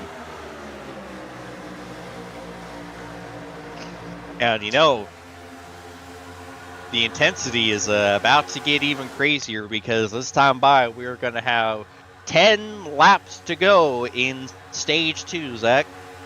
You know, that's not the direction I thought you were going in. I'm very curious on what direction you thought I was going in. You know who's in the 8th spot now we haven't talked about a lot tonight? Oh yeah, Chad Frankenfield continued to... Frankenfield. He has absolutely been flying under the radar this race, which,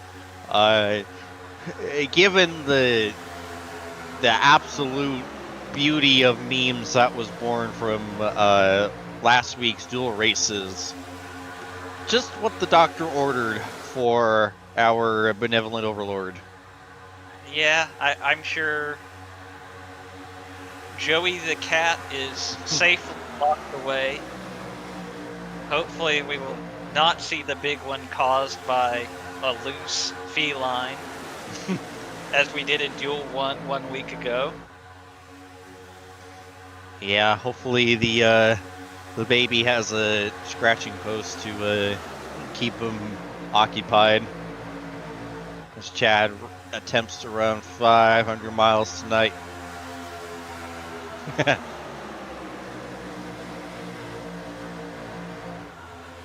Meanwhile, it's still Rexing and Falkingham. Meanwhile, they have switched lanes.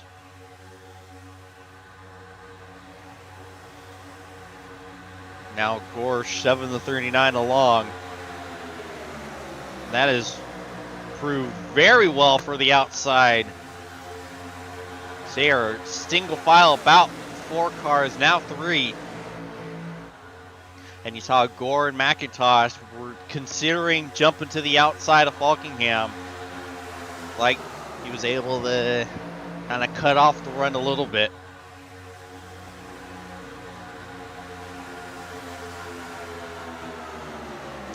Big shove took her into Rexing.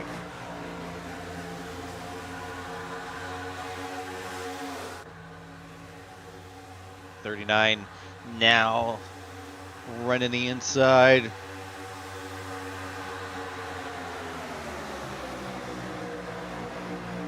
Man, just 1 lap ago, a huge run for the outside.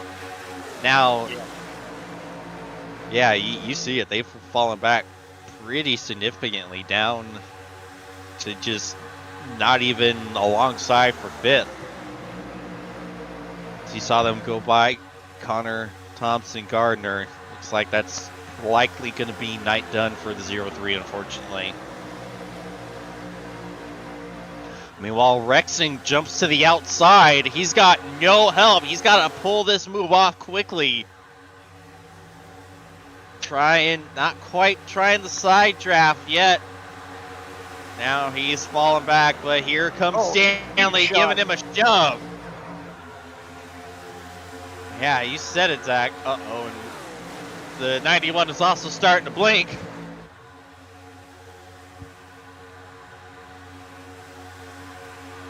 And you know, something that we haven't really talked about because we haven't really needed to talk about, how much longer can they go on fuel? Because this has actually been a fairly lengthy green flag run. Well, if the duels are any indication, we've probably got another, 10 to 12 laps in us, if I had to guess.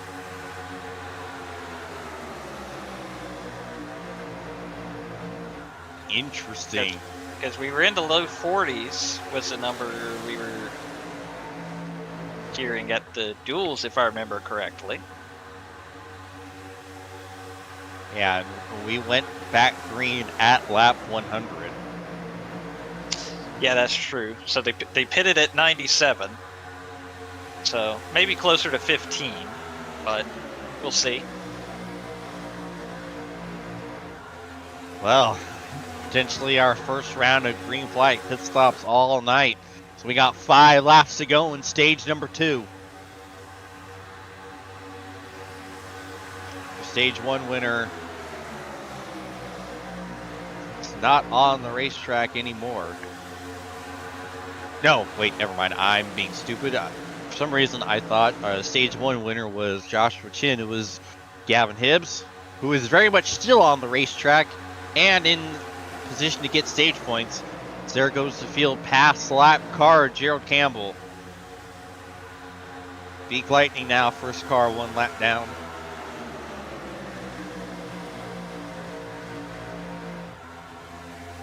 Insert Seth Rawls joke here.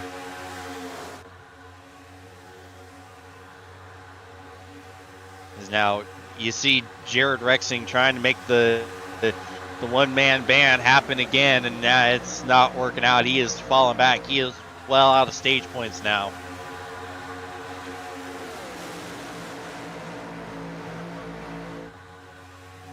We're coming to 3 laps to go. Falkingham continues to lead, but here comes Frank Fody getting shoved by his teammate Scott Crump.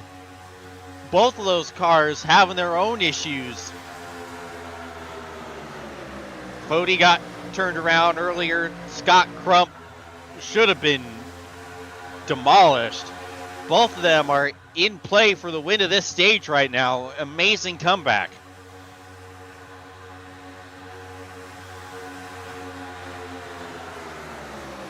Well, I've got my eye on second and third right now. The 2 Pro Edge teammates, what are they going to do? Not sure how much help Daniel Falkingham has left here at this point with Chin being out, as we got 2 laps to go.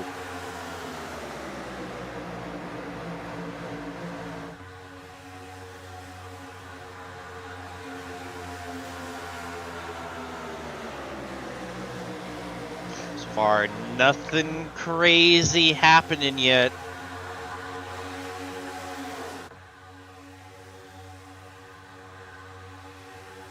What do you think, Zach? When are you going to see that move for the stage win come?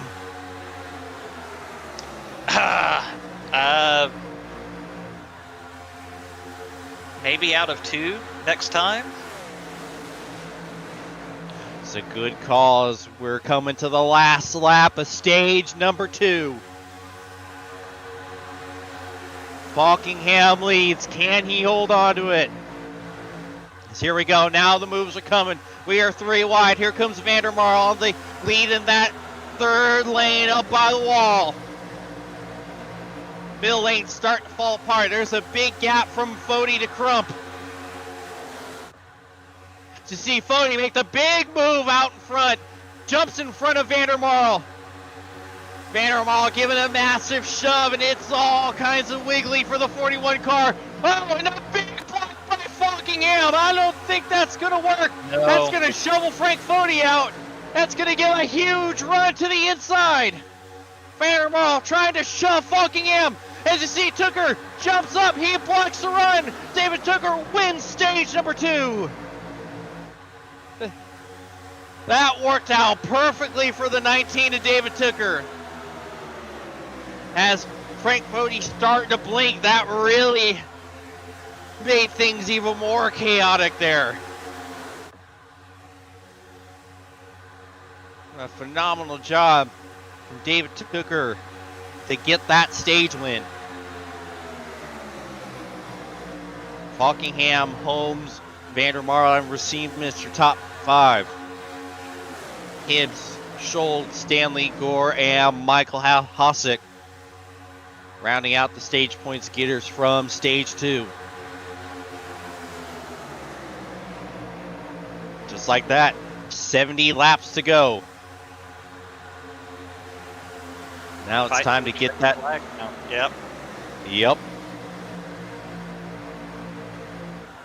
And now, like what we were talking about before the end of the stage, you gotta pivot and take a look at your pit strategy.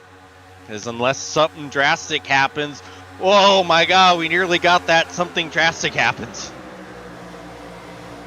Not sure what happened to Gavin Hibbs, but that 95 car lost a lot of pace really quickly. Well, he had jumped to the outside, and I think he just didn't have any help, and he found the hole to slot into.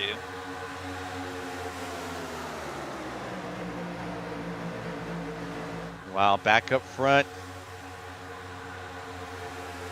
Coke Series competitors Blake Reynolds and Daniel Falkingham are now battling for the lead of this race. First time we've really seen the back-to-back champ. Got damage from up. Yeah. Yep. You said it, Zach. He got damage in that first incident on lap 12. It's taken him a while, but he seems to have gotten all that damage fixed. And now he's trying to add to that illustrious resume.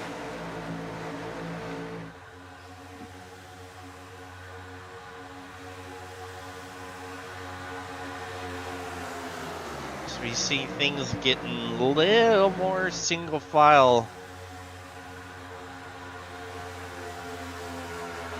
We might be seeing pit stops here really quick. See, big move from Pecumer up to the jumping in front of Rexing.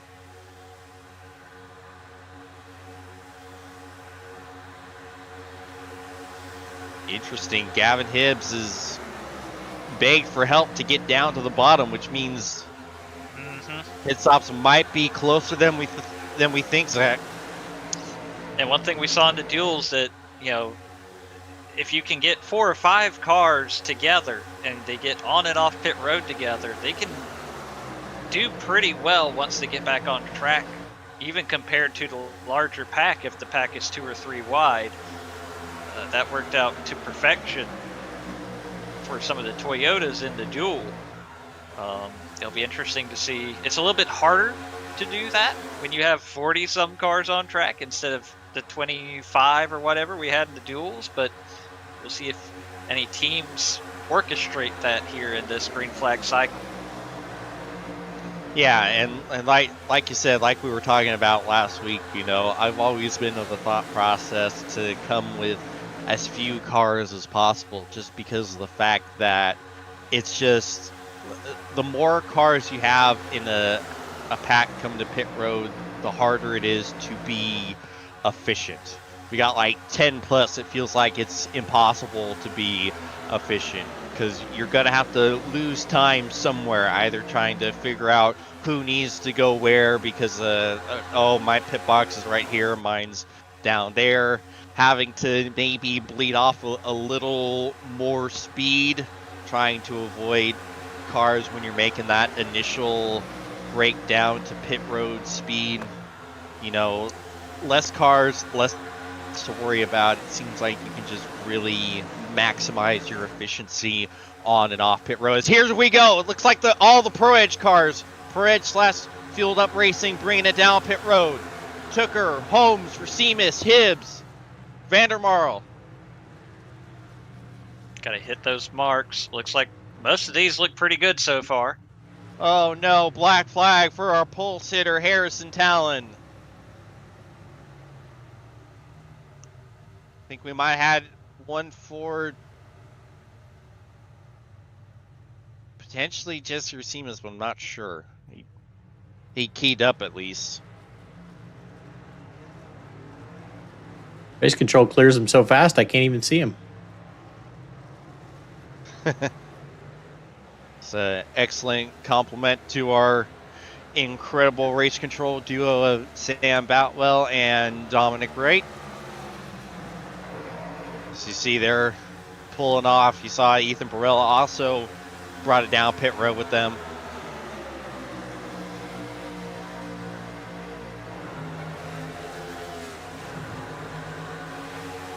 And now we wait for the rest of the field to make their stop.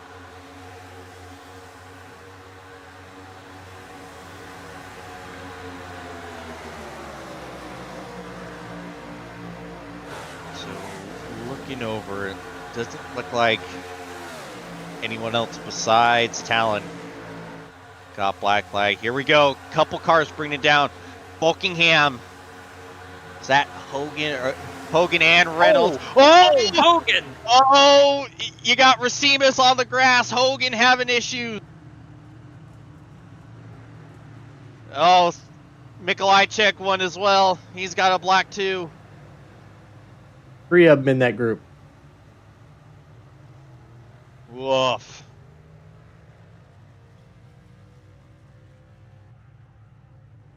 South Shore cars are bringing it in. Looks like we're going to have some of the Lake Norman cars bringing it down as well. We're going to have a lot of cars on this lap.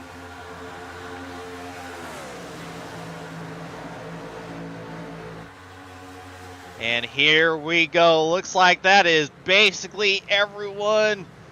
See Gal on the inside. Some of them are going to get over. Contact! Frankenfield into McIntosh. That sends Campbell around.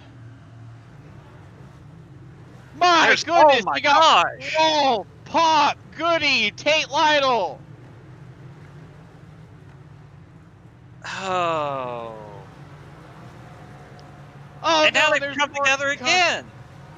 Oh, wow. Oh, no. Oh, man. Oh, we got a caution.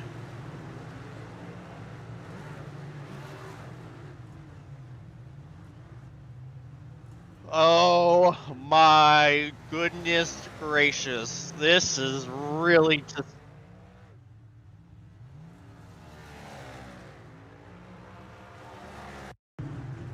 Well...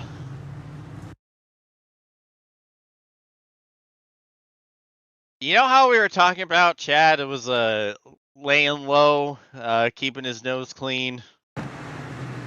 Well, 15 is involved in an incident. Let's see. Well, Yeah, I'm liable to agree on that. Ty's in a tough spot in this. Here's the problem: is He's got a car coming from his left. He sees Ryan Gable literally sliding in on the left side and probably is getting spooked. He's trying to give room to him.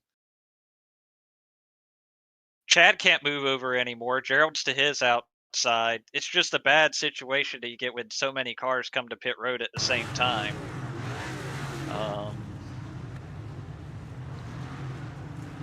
And then it goes from bad to worse as they're trying to get on into their stalls. Yeah, they weren't quite in the pit boxes yet, so they did not turn into ghost cars. Where was Chad's box? 1, 2, 3, 4, 5, 6. 6 boxes. It's not quite that many, but he might have been all right. I guess he got knocked in early. It's what he would say, right?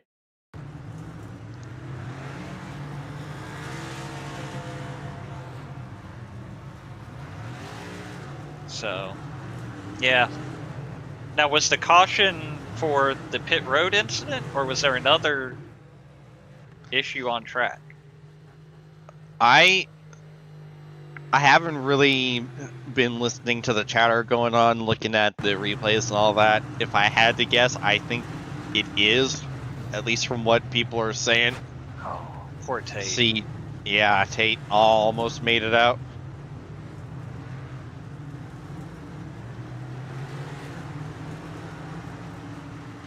Meanwhile, that was the last Seth thing Roll- tagged before the yellow came out was Tate getting.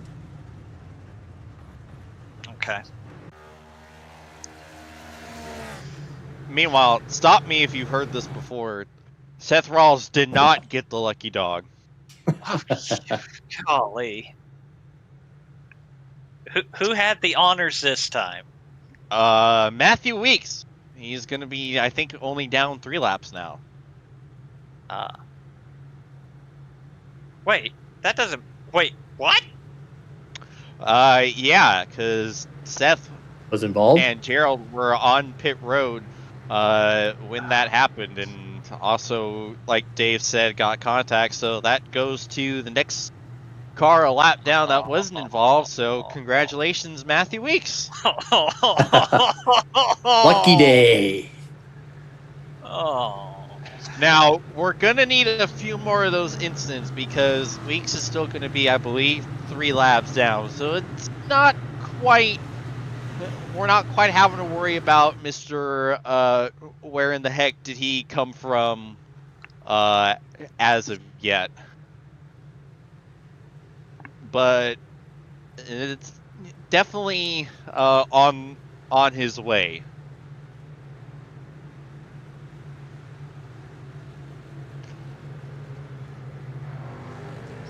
Let's see, looks like lights are out on the pace car. Now, hold on a second.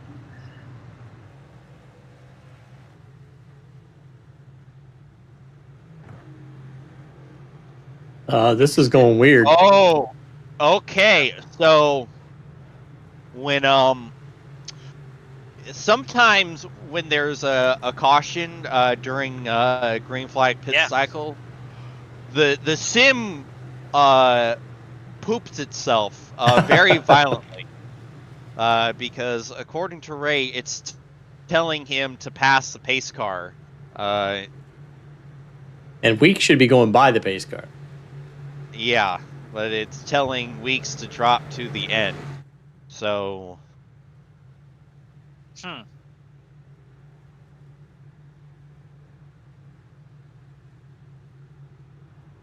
So what are we going to do here? Yeah, Weeks is asking about the lucky dog. Okay, we are extending... Okay, yellow extended.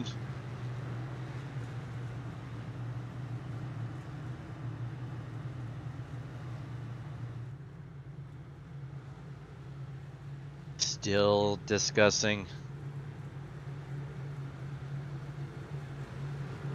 All right, and Weeks is given the go-ahead to go around. Okay. So I'm guessing that means we're going to have to manually double up everybody else here. I believe so. Interesting. I tell you, this really worked out well for the, at least some of the South Shore cars, with Bracing Gore going to be the front row. Obviously, the South Shore number 10 had a bit of a rough lap or so. So after all that, McIntosh is currently P27? P30. He came down pit road, I think, this time, so that number is ever changing. They're going to annually double up. Well, our race control duo are certainly earning their money right now. Yeah, that's a new one. Yeah, I've seen this before. Insert the SpongeBob meme. You've seen this before? 11 times, as a matter of fact.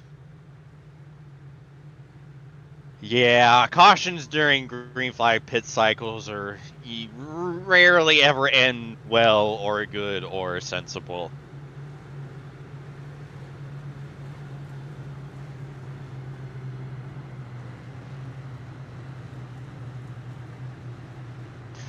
But we are double file, and we are 1 to green.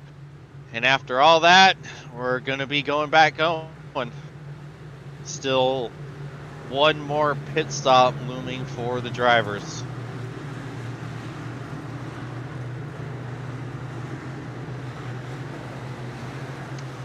As we see the pace car about ready to make the hard left-hand turn on a pit road while they're still trying to get double file. Meanwhile, Ray Bracey will lead us back to the restart zone. And green means go, and we are back underway at Daytona.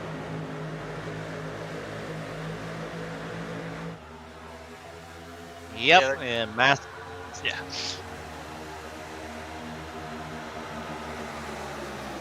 Meanwhile, Bracey and Gore jump down to the bottom in front of Jared Rexing. Here comes Frank Fody. Getting shoved along by, I think, Johnny Thomas right behind him. Yes.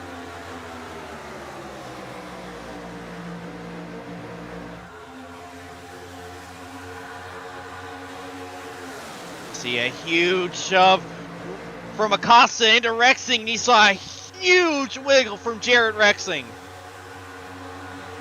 As here we are, 3 wide. Here comes Stanley. It did not take long to get back to 100 on the intensity meter. I think we're getting a 110 at this point. Oh boy. All kinds of wiggles, hardly any room. And as that killed the momentum from the middle lane, they are falling apart. Oh. And here comes Stanley jumping to the bottom. I believe that was Crump and Falkingham that almost came together. Like they both I wanted the think same you're right. spot. Yep. As you see, Carlos Acosta looking to the outside of Rexing.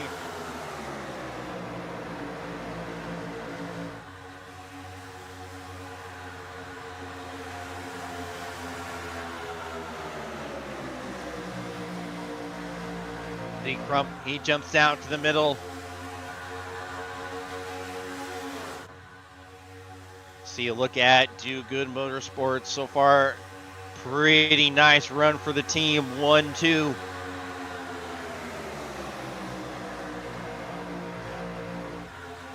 And here comes Blake Reynolds. Blake is back in the fray, leading that middle lane, getting shoved by Scott Crump.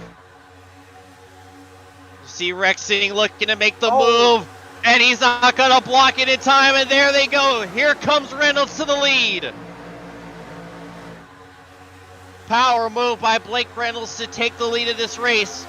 Scott Crump staying with him, not anymore. Reynolds jumps down. Crump stays put. He's leading the middle. Tate Lyle trying to drag the third lane back up.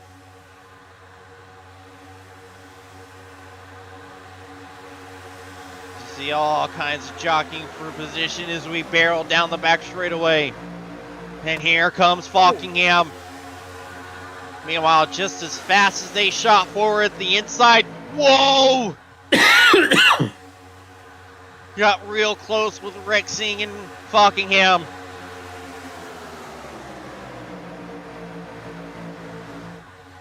Oh boy.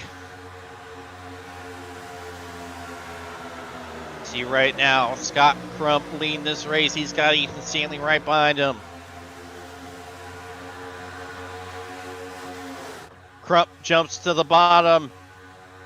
So it looks like the third lane is just about gone right now. Here comes Stanley. Rexing pushing the 91 along through the corners.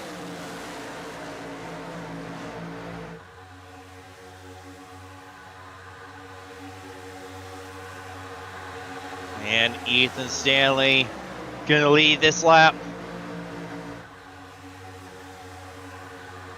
See McIntosh jump to the third lane. Trying to recover from his adventurous spin down pit lane. Getting good help from the 56 of Tate Lytle. Meanwhile, his two teammates, they've worked their way back up at the front. Bracey and Gore, second and third on the middle lane.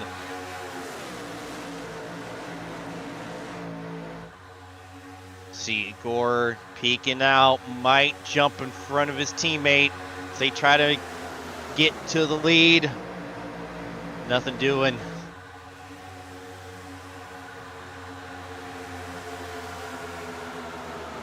We have almost completely fallen apart here.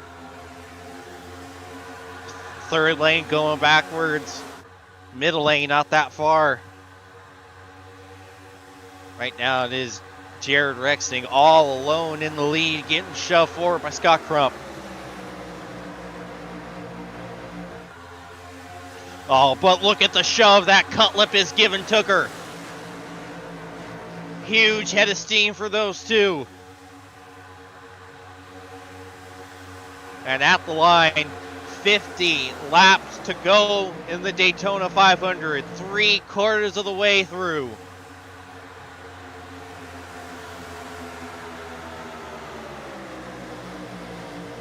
Just like that, we're already nearly 3 wide for the lead once again. Oh. Yeah.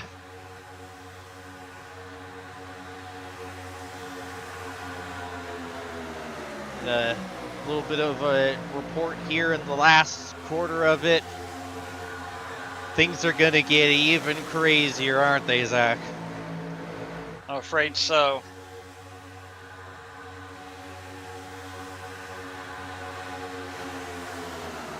Any hopes of lifting is gone now, as if there was even any lifting before.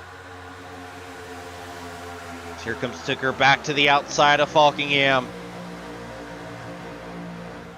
A lot more reckless abandon we're seeing on some of these lane changes. I don't like what I'm seeing, I'll be honest, James. No, because we saw a lot of those lane changes got pretty crazy as it was, and some of those were in the first quarter of the race. Now, with it all on the line, oh, it's gonna get pretty silly pretty quickly. Speaking of quickly, here comes the middle lane. Ray Bracey getting a shove from Caleb Pecumer as they're trying to get their way.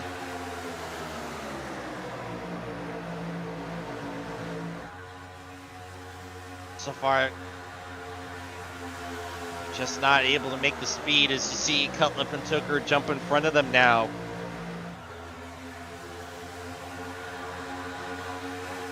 Hogan leading that third lane.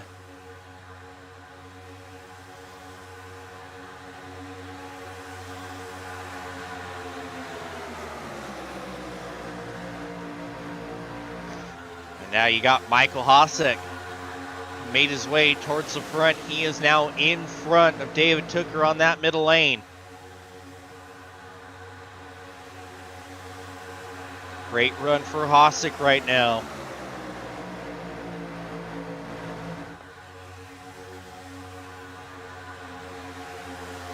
Hosek jumps down in front of Falkingham. He's leading the inside.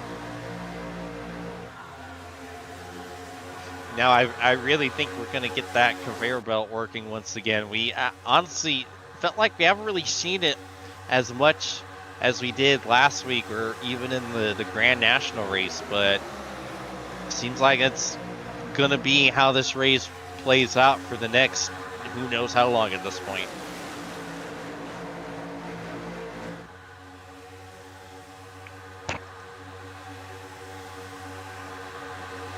There goes Crump. He jumps out of line. Let's see if he can rescue line 2. So far, top 5 are starting to pull away.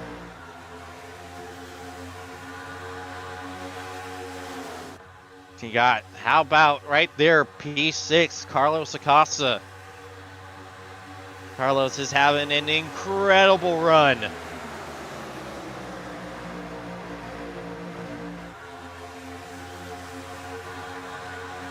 There's Gerald Campbell. He is one lap down. He's trying to get his lap back, trying to get it back the hard way.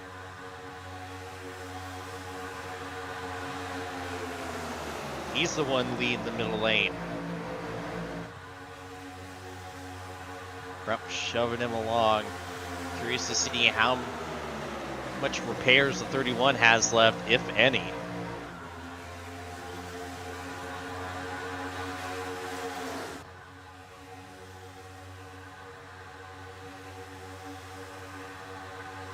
They're starting to work well together, though. They're getting closer. Now here comes Becumer. He jumps out. Oh, and look at the shove from Campbell into Caleb. Huge run for the middle. That's exactly what they needed. And here comes Falkingham. Oh, no, though, he might have made that move a little too early. Nope, never mind. Perfectly timed. The 39 trying to get back out in front.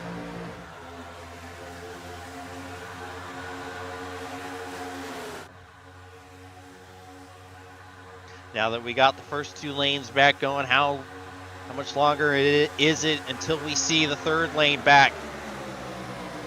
As here comes Campbell, he jumps down. And look at the shove Becumer is given into Falkingham. Full on bump drafting through 3 and 4.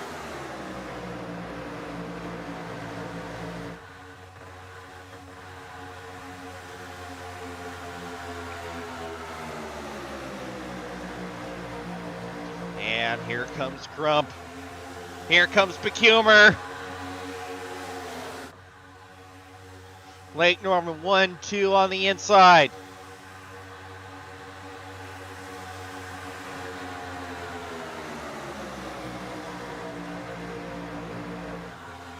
Buckingham continues to hold on to the lead for now. Here comes the teamwork from the Lake Norman cars.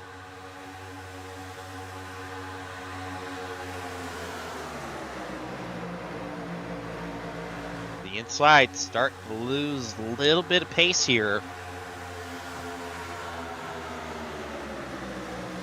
Seems like that outside lane is the place to be these last few laps.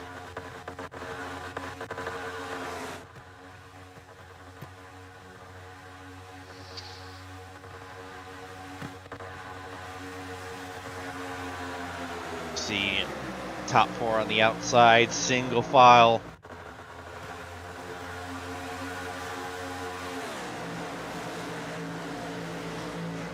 Becumer continues to lead the inside. Just not quite able to get the speed they need. This next time by, we will be with a 100 miles left in the Daytona 500.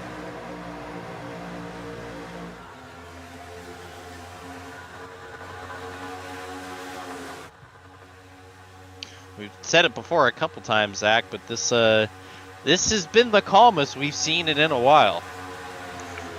It has been, and I wonder, especially you look further back, that inside line's getting awfully long. I feel like it might be a little early, but I wonder if people aren't starting to think about those pit stops, because you would be in the fuel window at this point. Obviously, you can still go several more laps before you run out, but you could make it to the end from here. Yeah, and we talked about this last week as well. The more fuel you save now, the less fuel you'll have to take on that final stop. And yeah, you give up a lot of track position saving the fuel, but you're going to flip it by having a much shorter pit time.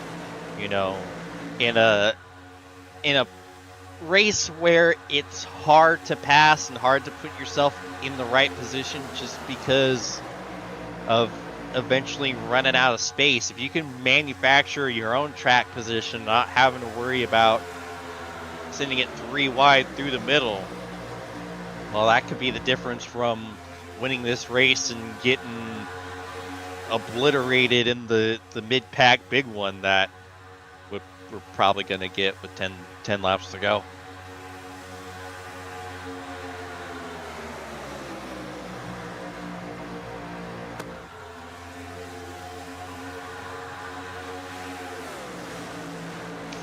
Meanwhile, the battle for the lucky dog might be heating up a little bit as you see Seth Rawls is only 1 car behind Gerald Campbell.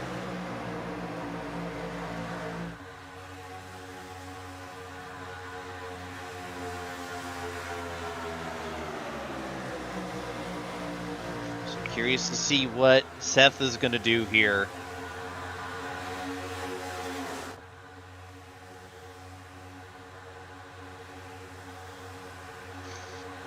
Yeah, look at that single file line. That is huge.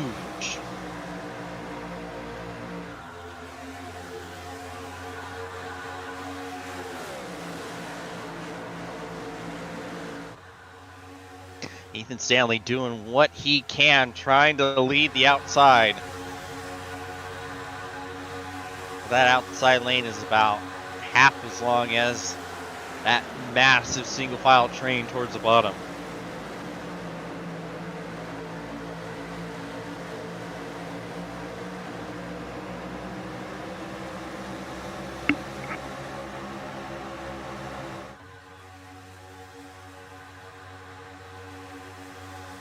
Very curious on what the telemetry is looking like in that 39 car.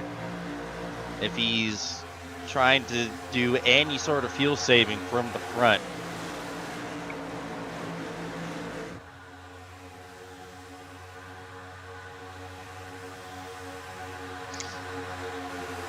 It's a tough spot for him for sure, because again, going back to what we talked about earlier, you know, not that he's completely without friends. I'm sure, you know, there are some alliances, some partnerships he's made, but definitely one of his biggest allies, especially in the dual race last week, was Josh Chen, and that's not really in his corner at the moment. Obviously, he is done for the night.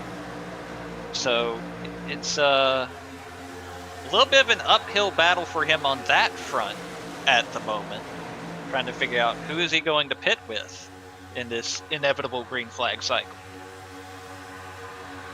Absolutely. As you see, Tooker jumps to the outside. Here comes that middle lane. Now, I suppose just second lane rather. Business is picking up again.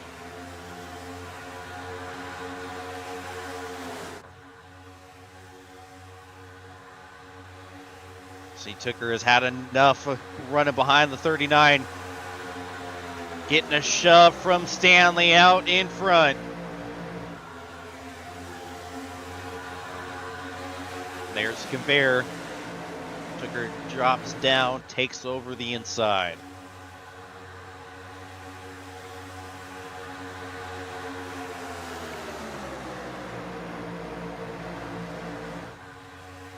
I think we're going to go ahead and work in one last commercial break before we get everyone making their way down for their final pit stops, and we'll be back shortly. Tickets for Looking the for a heck of a deal? season You'll of find Speed it at Tom Worldwide Bowling Ford Technology in Raceway Hannibal are right on now. sale now. The Bomarito Automotive Group 500, June 6th and 7th. The NASCAR Cup Series Enjoy Illinois 300, O'Reilly Auto Parts Series, and Confluence Music Festival, September 11th through 13th, and the NHRA Napa Auto Parts Midwest Nationals, October 2nd through 4th. Save big by going to WWTRaceway.com.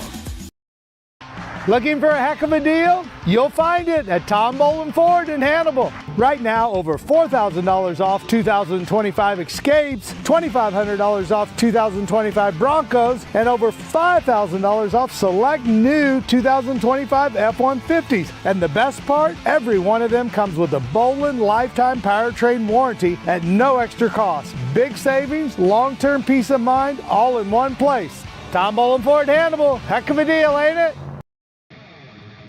The Lucas Oil School of Racing. Simply stated, we are the professional ranks where the quality of the equipment often dictates the outcomes, and all of our cars are designed to perform and race as close as humanly possible. None of our competitors will have an advantage from engineering tactics. Rather, you will compete on a completely level field with a score of immensely talented up-and-coming drivers, all pushing each other to reach their new heights in their respective pursuit in becoming a professional race car driver. Every year, our top-performing graduates move on to the professional racing ladders of IndyCar, F1, and IMSA. Whether drivers compete in 1 or 2 seasons of our series, when they are ready to move on, they are ready to move. The training you receive in our school is an unmatched, unforgettable, first-class education combining the very best racing instruction and education. Blue Egg Marketing. Rev up your business with Blue Egg, your marketing pit crew. Turbocharge your lead generation with experienced drivers that can navigate the competitive track to connecting with your customers. With Blue Egg, you're always in the pole position, leading your brand towards victory lane. So don't spin your wheels, accelerate success with Blue Egg, fueling small businesses to win big. And we're back, and you see businesses really picked up. Pecumer fighting hard for the lead of this race.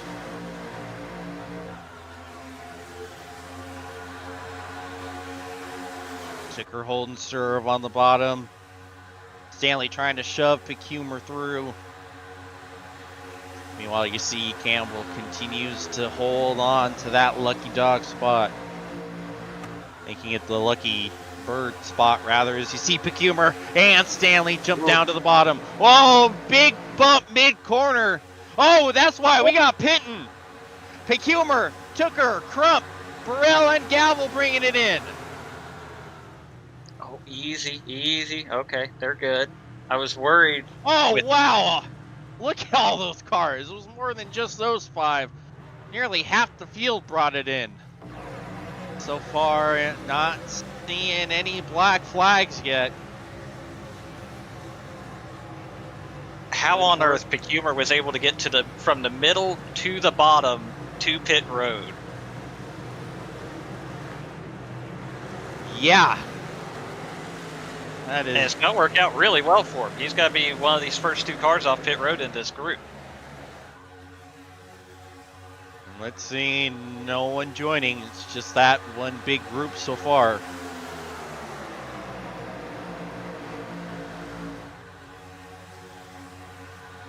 It's your new race leader, Ethan Stanley. Buckingham hanging on right behind. See Hogan drop down. Imagine that means we might be seeing the racecraft cars bringing in. Sure looks that way, especially the way they are lined up nose to tail. The exception of the one up front. And nope. No takers. Okay. It's a run lap car. Looks like it's Jesse Racimus.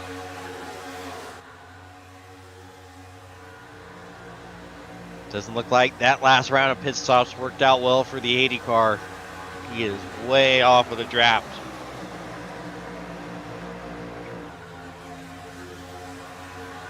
Oh, trouble! Oh, we got sideways! And there it is! There's the caution! Oh, and it looks like it's Carlos Acosta. I didn't see how it started. I saw him sideways in the middle of 3.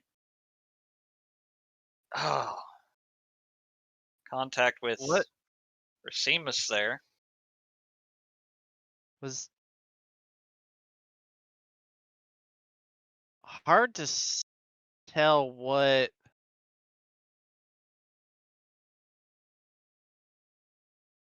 I can't quite tell if that's actual contact or netcode from this camera angle. like leaning into my monitor and tilting my head as if that's really going to help me any.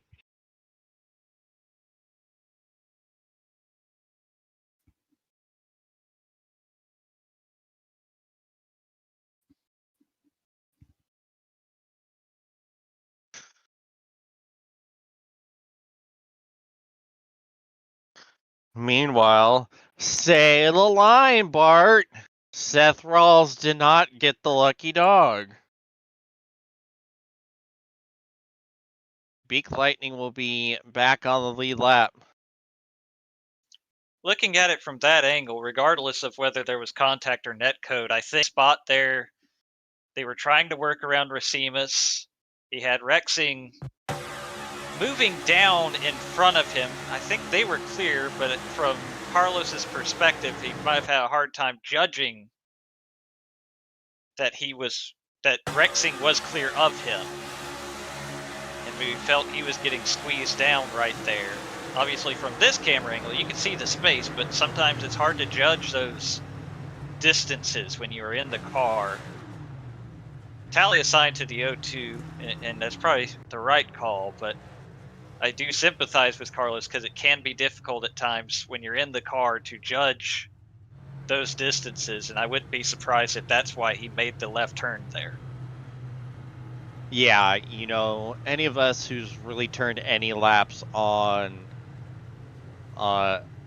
this sim know that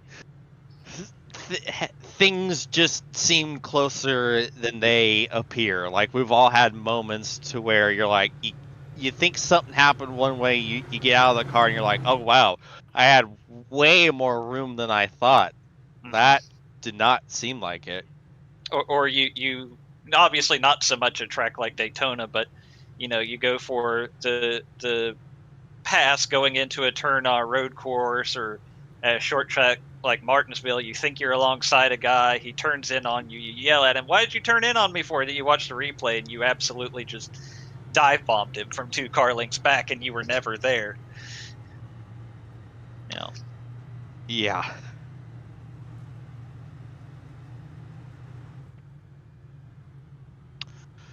Well. So, all that talk about the green flag pit stop, about that. Yeah, that only happened for part of the seems to have worked out great for those that did pit first. You see some of them cycle back through the lead, like Hibbs, Burrell, Tooker. So you're definitely punching there if you were in that big pack that hadn't brought it down pit road. But boy howdy, this is going to be a sight to behold, Zach. You're going to have 24 laps left in this race. How many lead changes have we? Do you have a way to show that? I can't remember if that's one of the things you can show, Dave. All right.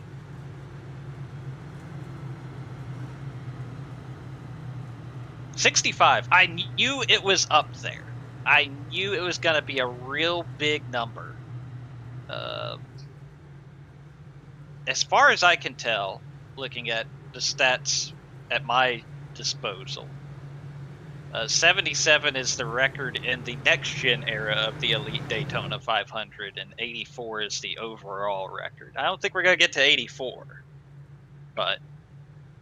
I mean... I don't know if I'd be surprised if we didn't. I feel like there's plenty of opportunities for that many lead changes in 24 laps. You'd need one almost every lap. But at times, that's how they've been racing, so we'll see. Exactly.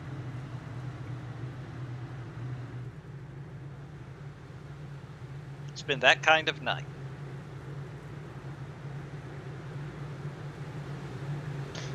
Well, according to Weeks, he's fully fixed, just needs about another 4 more cautions before he's able to fight for number 4.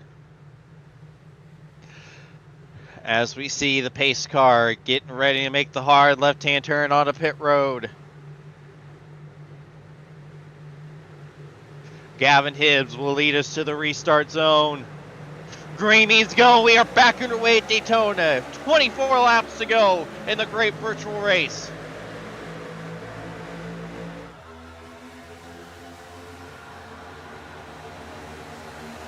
Oh, Jared Rexing wasting no time to get that third lane going.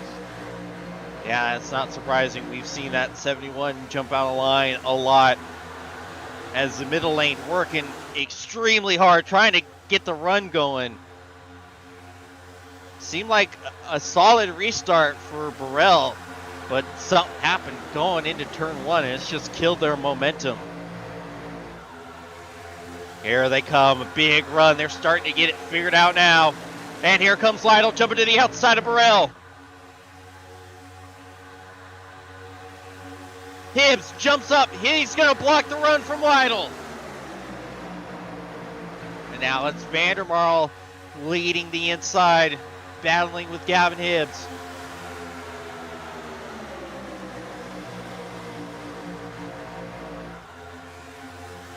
Saw Cutlip jumped up into that third lane for a second, jumps back down. Meanwhile, Gavin Hibbs trying to pull the side draft, almost lost his spot in line. And that did nothing. Look at the run from the outside. It's Lytle and Burrell all alone out in front.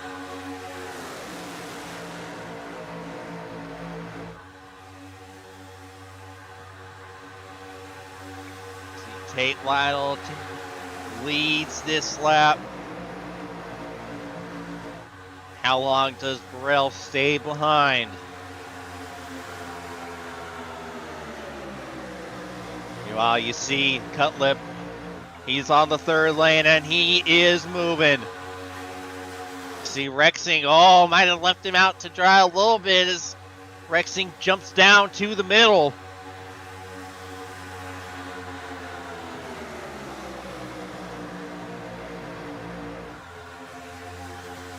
Burrell might be having temp issues here. Lytle jumps down to the inside, and that's going to be exactly what Burrell needed. Going to cool that car off and take the lead of this race. 20 to go.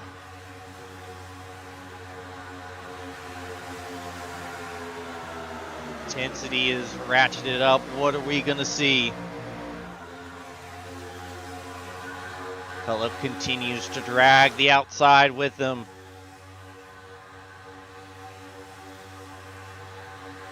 Keeping an eye on the middle. Does anyone join him up there?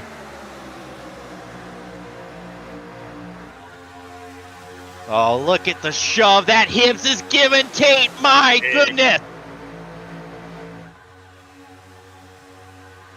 Oh, we're on that as there goes Hibbs. Up in front of Burrell.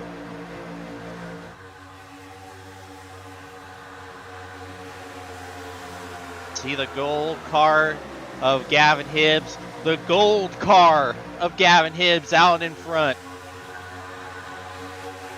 Ooh, little out shape on the bottom there with Talon. Yes, sir. Everyone giving all these cars all they got. Now, Johnny Thomas, he's the one in front of the outside. Oh, wiggle from Burrell.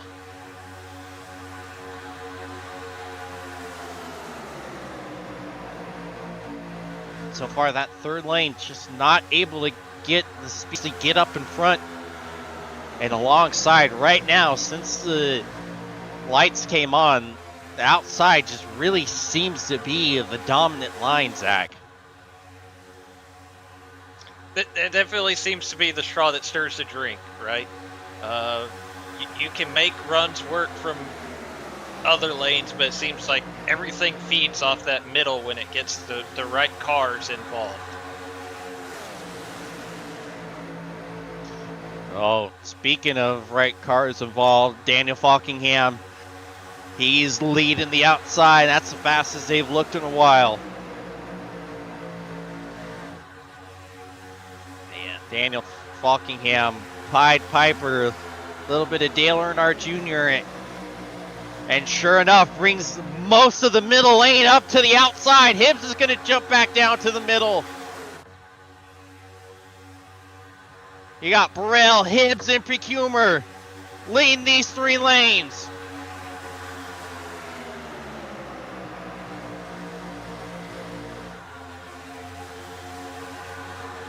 Hibbs getting a big shove from Ray Bracey. Might have upset the middle lane just a little bit.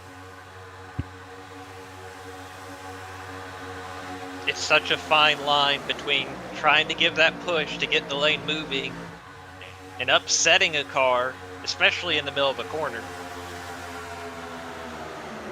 And it's difficult in these situations because you don't really have time to think about it or measure.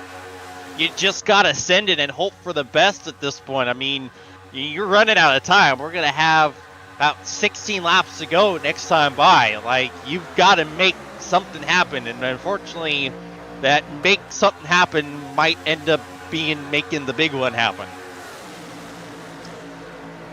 In a different league, one time I got turned on the last lap with a bump draft down the backstretch at Daytona. The guy apologized. I said, I'd be more mad if you weren't pushing me in that situation. Yes, sir. Oh, trouble! Contact! Frankenfield and Tucker spinning to the infield. And there's the third car. Not quite sure. Is that No Pecumer? yellow. I think it was. I believe it was Pecumer. That is unfortunate for Pecumer. We'll take a look here. Yeah, I think they just come together exiting the tri-oval. Oh! Caution is out!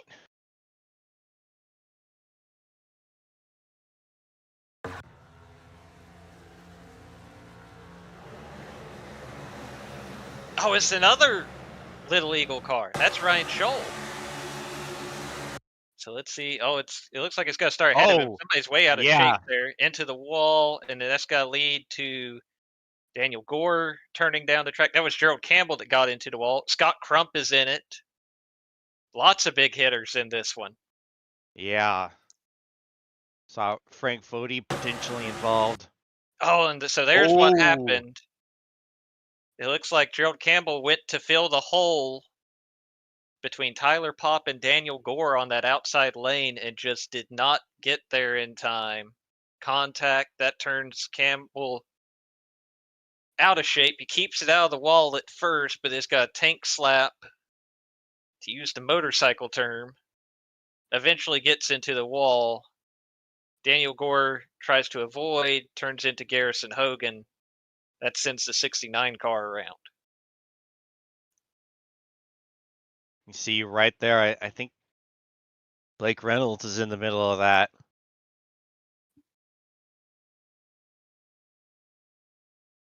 Not sure if there's any damage to the 66. Or is that him spinning afterwards on the apron? Or is that Scholl?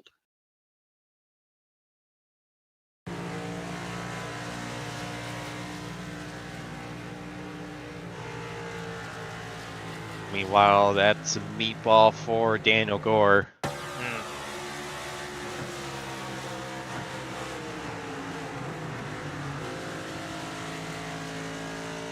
Okay, so that's Scholl there getting upset on the apron. But yeah, to your point, Blake Reynolds might have some nose damage from that contact as they were stacking up.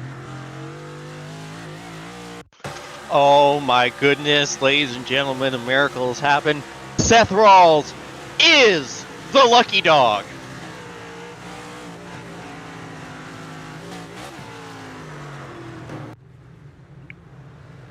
That's man, just in time, right? Yep. I think we're gonna go ahead and take a quick commercial, and we'll be back shortly.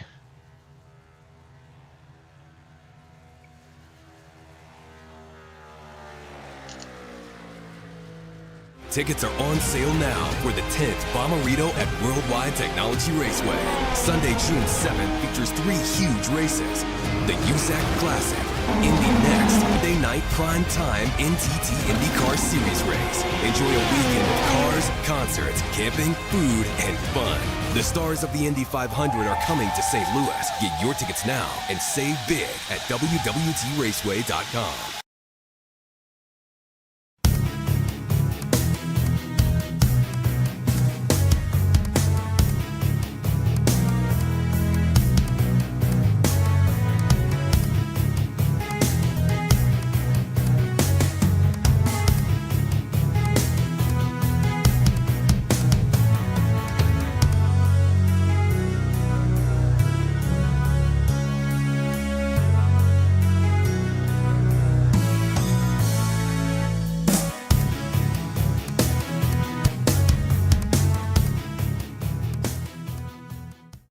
Blue Egg Marketing. Rev up your business with Blue Egg, your marketing pit crew.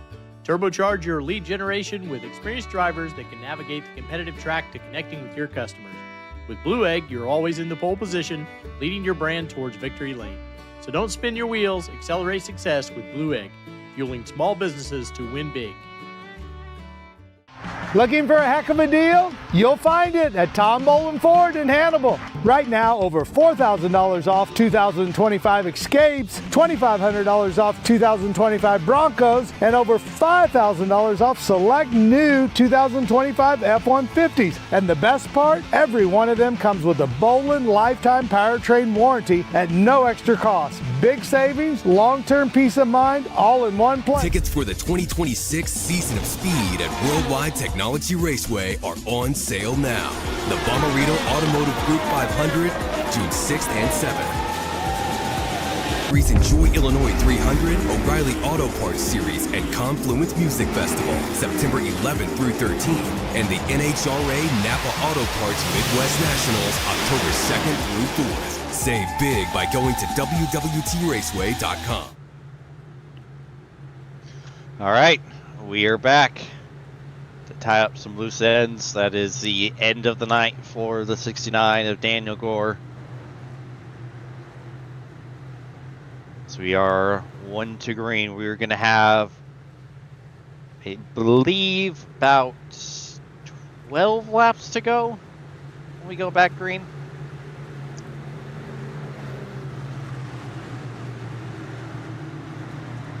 Yeah, Close enough. close enough. So we see the pace car getting ready to make the hard left-hand turn on the pit road. Gavin Hibbs will lead us to the restart zone. Green means going. We are back on our way at Daytona. 12 laps to go in the great virtual race. See already a whole lot of moving and shaking going on. Jaden Racimus, he's the first one to build. Got one of the racecraft cars right behind him.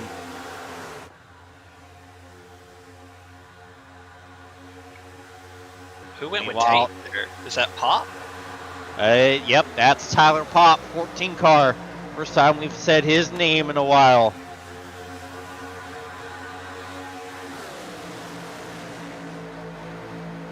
Yeah, you see, like, oh, big move from Falkingham and Hibbs. My goodness. Oh, and another big move from Rexing right behind. But he wasn't trying to go anywhere. He was just trying to hold on.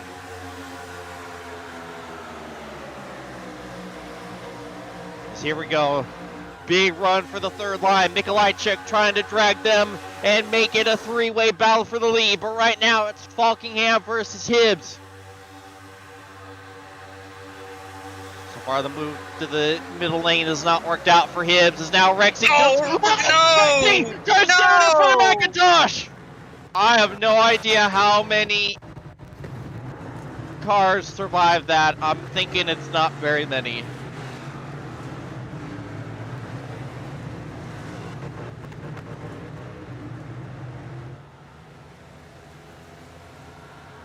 Boy, howdy.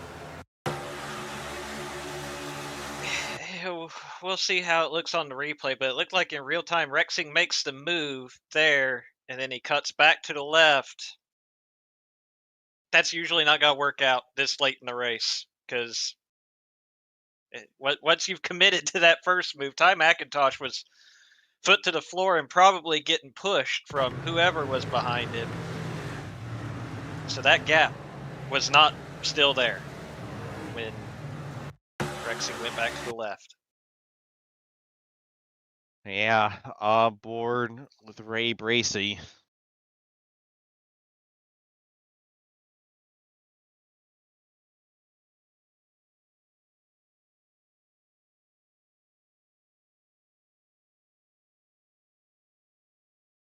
But was there contact before that? Did the 10 get into the corner of... Is that why... Yeah, I mean, you do see the 10 a little bit off of the yellow as they're going into the corner.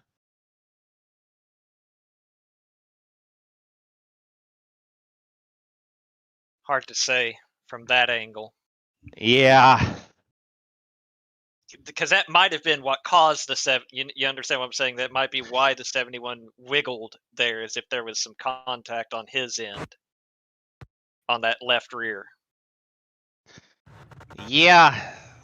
We'll see what race control has to say on that one. They'll be able to look at closer than we can for sure. So we're under 10 to go. See the 10 on pit road.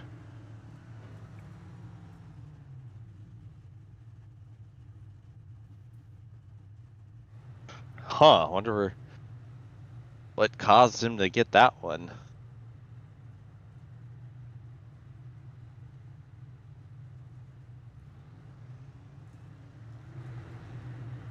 So looking at some kind of hefty damage for the 14 to Tyler Pop.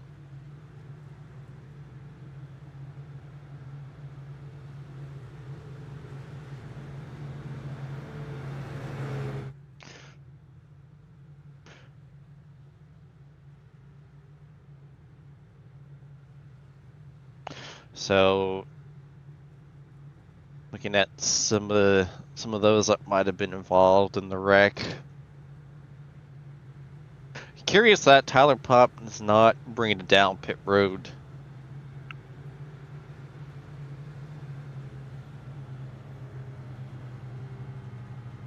Though there's definitely not that many cars that haven't looked like they've been in something. And Race Control is putting it on the 71 Jared Rexing. Okay.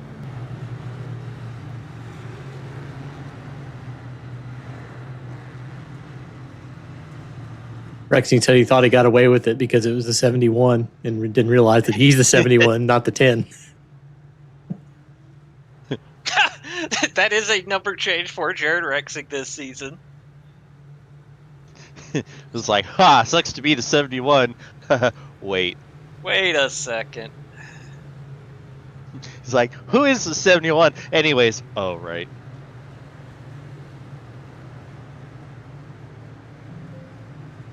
Alrighty. We are 1 to green, and it looks like going to be 7 laps to go in the great virtual race. And if you thought it's been crazy to this point. Oh, dear. Especially, I mean, you look at some of the names up here. Guys like Tate Lytle. He's won... I can't make this up. I wouldn't be able to make this up if I tried. Tate had to bring it to my attention when he won his last Cup Series race. He has 17 Belly Up Sports Cup Series wins at 17 different tracks. Want to guess one of the tracks that isn't on that list? Daytona? Daytona. Huh. So he could make it 18 wins at 18 tracks with this win. David Tooker, another guy, so accomplished here, hasn't won a Daytona 500. Daniel Falkingham, I mean, obviously, we know the pedigree he has coming in, but showing up as a newcomer to us, certainly not to iRacing, but a newcomer to the elite Cup Series, looking for that win after he had to. I mean, again, and we haven't even really talked about this as much. You have guys like Nate Stewart who didn't even make the race because we had 20-some open cars battling for 3 spots amongst the non-chartered drivers. And Daniel Falkingham was one of those drivers who was able to race his way in, or really qualify his way in. I mean, it's got to be big. Yes, sir. As we see the pace car getting ready to make the hard left-hand turn on the pit road. Daniel Falkingham will lead us to the restart zone. Green means go, and we are back underway at Daytona. 7 to go in the Daytona 500. It's not the jump Hibbs needed, and it's showing on the outside. See Lytle looking, fading up like he might try to jump in front of the 95.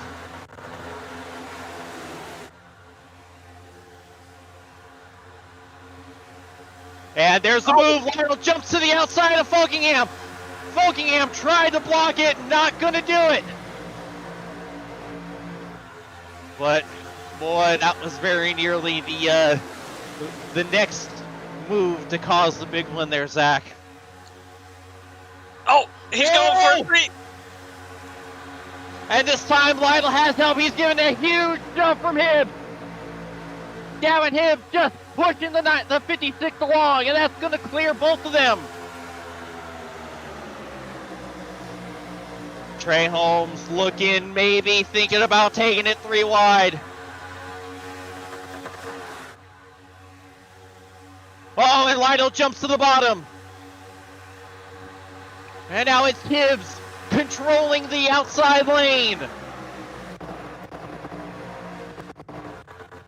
When do we see it? When do we see the third lane start to form? I'm honestly surprised we haven't really seen it yet. But here comes Burrell and Frank Fody on the outside as we're coming to 5 to go.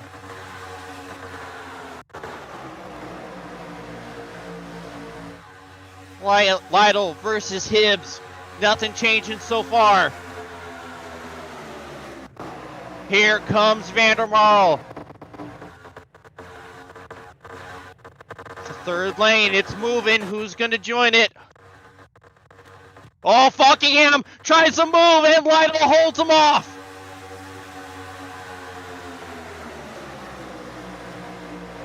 Oh, there's not even a single bit of gap between both of those cars.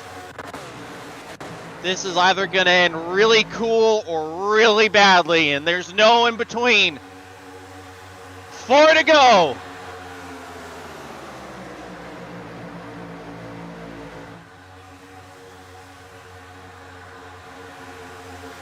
Tate Lytle looking for his first Daytona 500. Hibbs looking to the outside of Falkingham. Falkingham blocking it. Oh, and a big move from Falkingham. Elevator move, top to bottom. And it really didn't do anything for him. He's losing spots.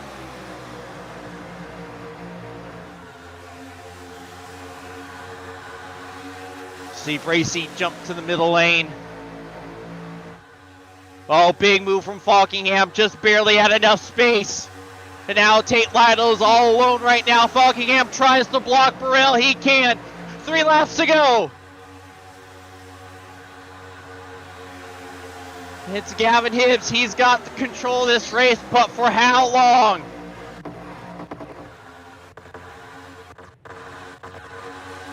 He's got his teammate right behind, Vandermarl, giving him a good shove as we're all 3 wide. There's Bracy, jumps to the outside. Lytle holding on to the lead of the inside. So far, Gavin Hibbs continues to lead, but Tate Lytle getting closer and closer. Meanwhile, that third lane, it's gone. It's just 2 by 2 for most of the front right now. And speaking to 2 laps to go in the Daytona 500.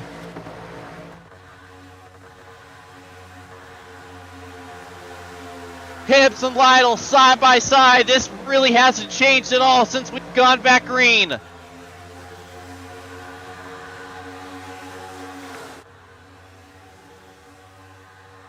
Rape Racing trying to get that third lane working, but it's not going to be enough. They are falling apart. They've fallen out of it for now.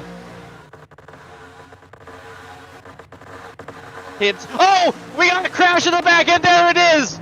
There's the caution.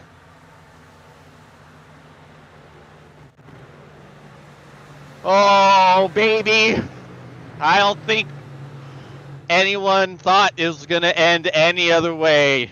Green, white, checkered is going to be upon us. You see towards the back, see McIntosh get to the wall, a little bit of bump from Rexing, puts the 10 down, and crash happens from there.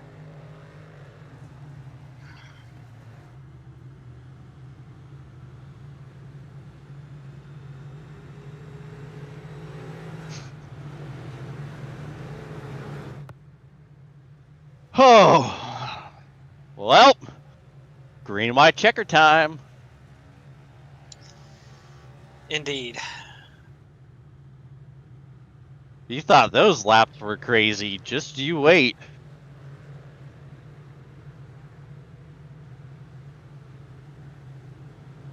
I think we're going to go ahead and take potentially our last break. We'll be back shortly. Tickets are on sale now for the 10th Bommarito Automotive Group 500 at Worldwide Technology Raceway. Sunday, June 7th features 3 huge races. The USAC Classic, Firestone Indy next, and the only Sunday night prime time NTT IndyCar Series race. Enjoy a weekend of cars, concerts, camping, food, and fun. The stars of the Indy 500 are coming to St. Louis. Get your tickets now and save big at www.raceway.com.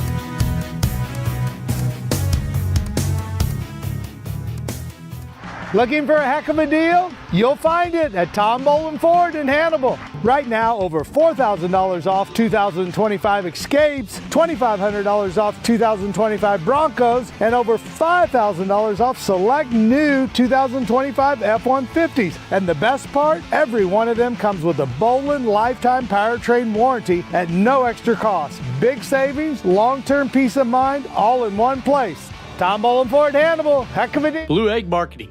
Rev up your business with Blue Egg, your marketing pit crew. Turbocharge your lead generation with experienced drivers that can navigate the competitive track to connecting with your customers. With Blue Egg, you're always in the pole position, leading your brand towards victory lane. So don't spin your wheels, accelerate success with Blue Egg, fueling small businesses to win big. Tickets are on sale now for the 10th Bommarito Automotive Group 500 at Worldwide Technology Raceway. Sunday, June 7th features 3 huge races. The USAC Classic, Firestone Indy next, and the only Sunday night prime time NTT IndyCar Series race. Enjoy a weekend of cars, concerts, camping, food, and fun. The stars of the Indy 500 are coming to St. Louis. Get your tickets now and save big at www.raceway.com. All right, we're back, and we are just about to be 1 to green with potentially 2 laps to go in the great virtual race. Well, Zach, this has been a recurring theme that I've been coming to you with throughout this race, talking about the anxiety, the drivers, and the stress level. I don't think there's anything more stressful than a green, white, checkered with the virtual Harley J Earl on the line. No, this is about as big as it gets. Which, I mean, you can look at it a couple of ways, right? On one hand, you've put in all this time, all this energy. Now it's down to the end of it. And obviously, if you're within those first 2 or 3 rows, you can smell it, you can taste it, you want it so badly right now. If you're further back in the field, it's almost house money, right? It's, okay, I made it to the end. I'm not really near the front of the field, but who knows? Maybe we'll wreck some cars and maybe I can steal a good finish or a big win or who knows what. And so if you're further back, it's probably not super stressful. It's just pin it to the floor and see what happens. Yeah, and knowing how crazy and chaotic things could be, like, you could very well enter the last lap in 18th and find yourself taking the checker flag first. You know, it's not out of the question. Like, literally, if you're on the lead lap right now, you have a much higher than 0% chance of walking away with the big trophy. That's the craziness of plate racing in Daytona and the Daytona 500. We see the pace car getting ready to make the hard left-hand turn onto pit road. Gavin Hibbs is going to lead us to the restart zone. Green means go. We're back underway. 2 laps to go in the Daytona 500.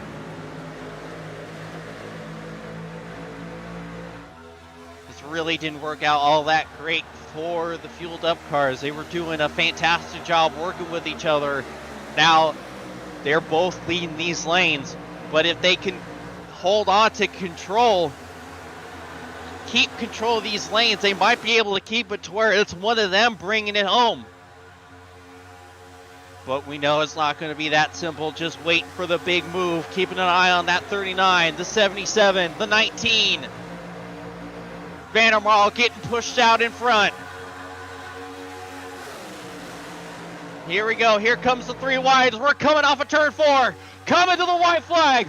1 lap to go in the great virtual race.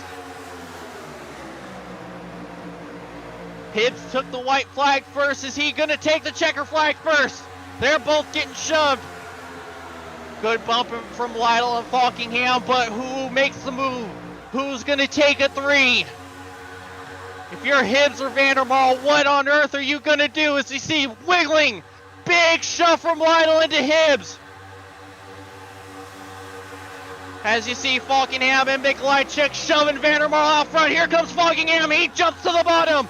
Side by side, he's got the run. Edging out in front of the 54. A big shove from Hibbs into Falkingham. Coming out of turn 4. They're wrecking. Oh, and it's going to be coming to the checkered. Daniel Falkingham wins the Daytona 500. Absolutely incredible to the Elite Cup move. Series. Yes, sir.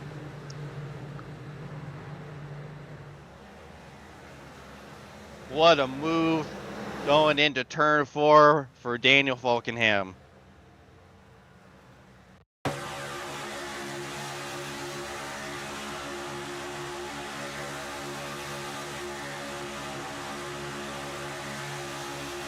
See, it was all even Steven for much of this final lap.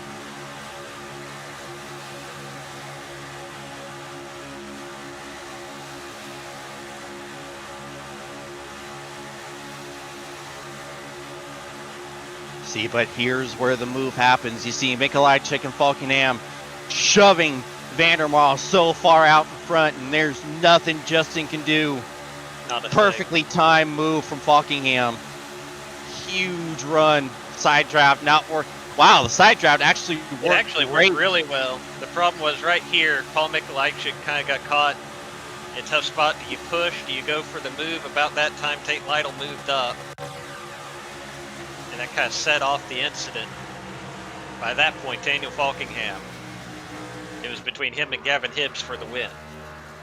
Yeah, and you saw Falkingham, great defensive driving there and just doing a little bit of a slalom as they were coming to the tri-oval, and that was enough to keep Gavin Hibbs at bay.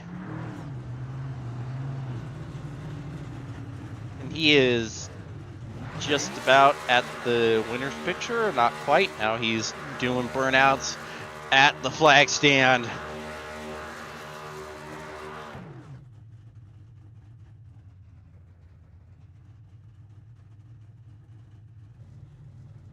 What a dominant speed weeks from this 39 car. Put it on the front row, finished second in the duel. This time, after second and second, he finishes first.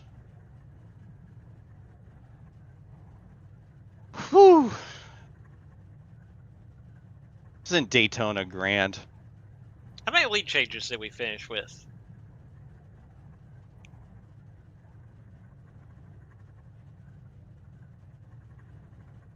$75. Not quite. Oh, I thought we were going to break the record. Not quite.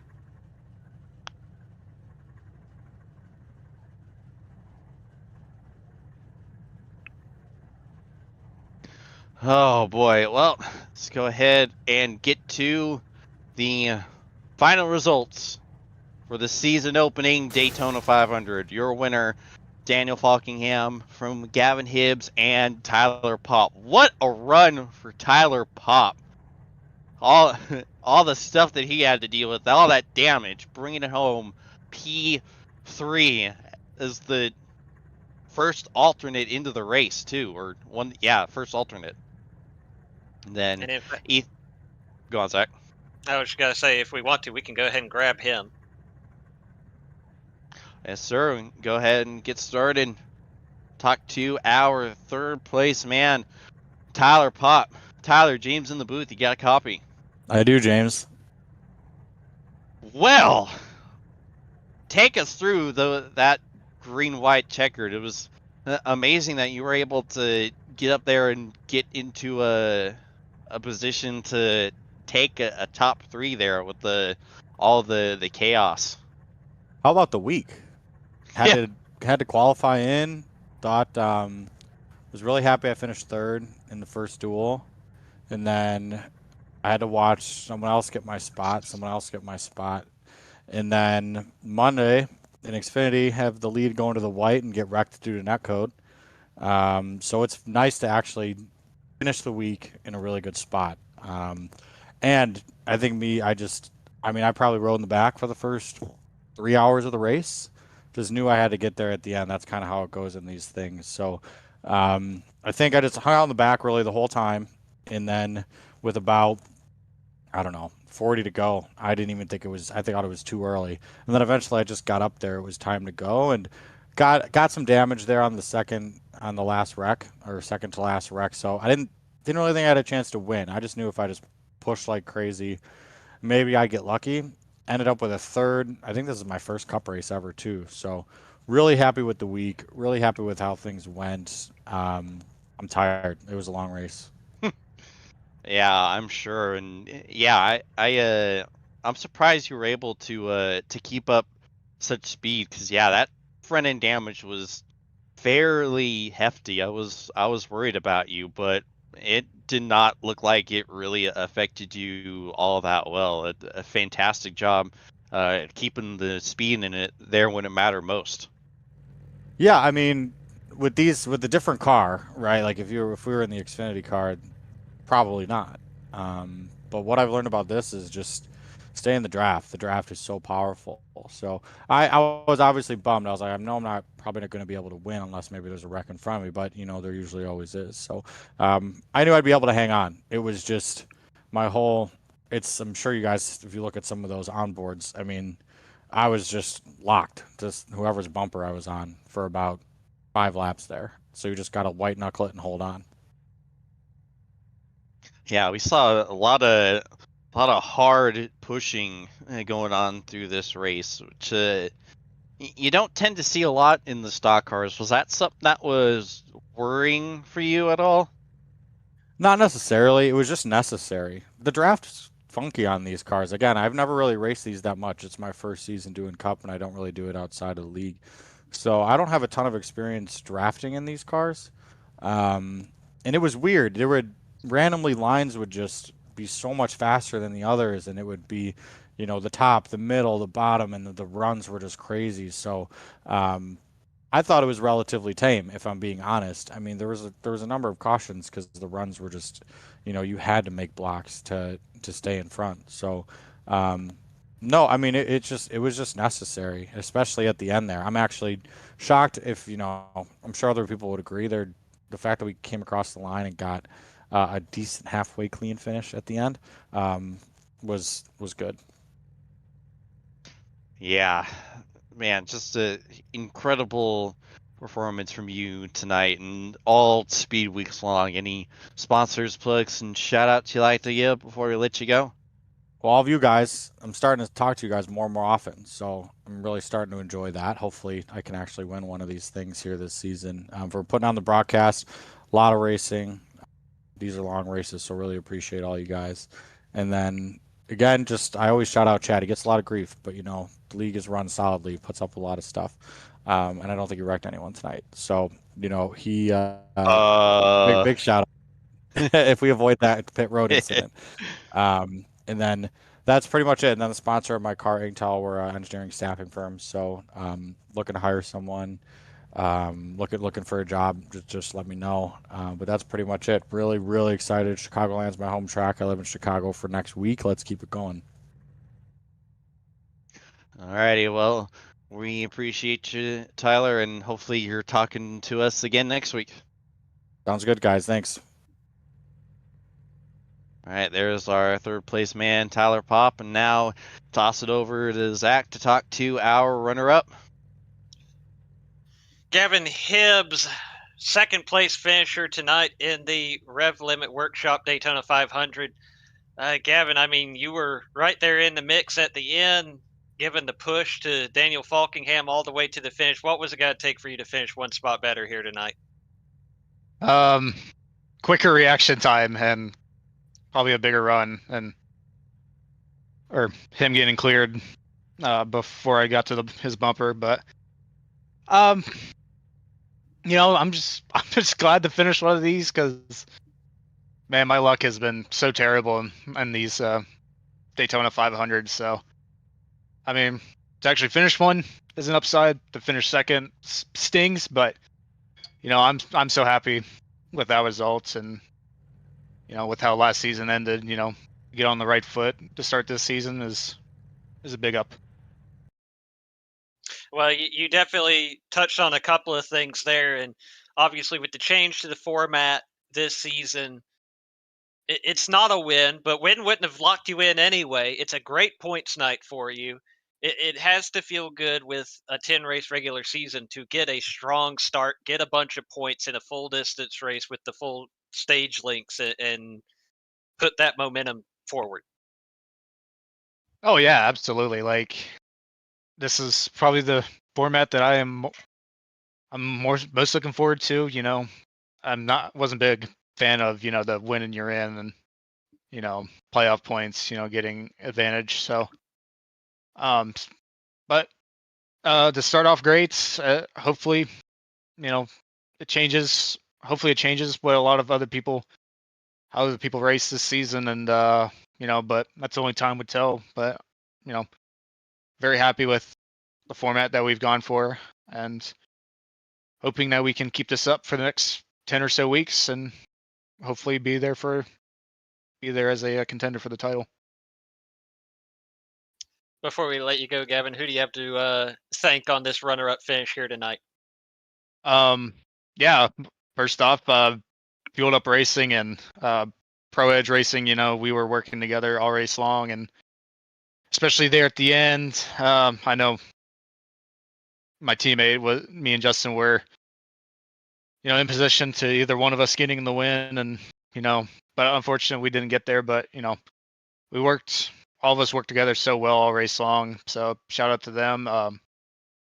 Also numbers by Joe, Hibbs Design, Strictly Stock Motorsports, Racecraft Academy, and Next Level Racing, all being big supporters over the last 2 seasons. So looking forward to get hopefully another playoff performance for all these sponsors again.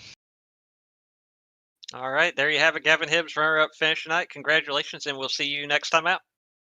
Yeah, thank you guys. And can't wait to watch this race back. All right, there you have it. Gavin Hibbs, bring it home second tonight. I'll turn it back over to James for our winner, Daniel Falkingham. Yes, sir. Daniel, James in the booth. You got a copy?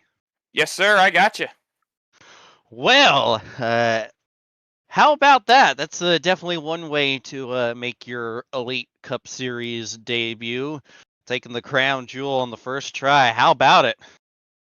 Yeah, 1 for 1, I guess. But no, it was a power struggle there, especially those last 20 laps trying to get back up there because that yellow there during the pit cycle did not help us at all. That's the second time we got burned by it during the race. So yeah, we definitely had to earn it there at the end. I knew I was gonna be capable of being able to run up front, trying to lead a lot of laps, and just get all the stage points we could. But I wanted to be there at the end to try to win the race because, of course, as a crown jewel, you want to win the big ones. So, but yeah, we had to work for it there at the end, trying to get back through the field, especially in those last 20 laps. But thankfully, everything went right on that, especially on that last restart where the bottom got disconnected, and the top was able to get moving. I was able to get clear to the bottom and make a run to the finish, and then had to block my butt off there. So.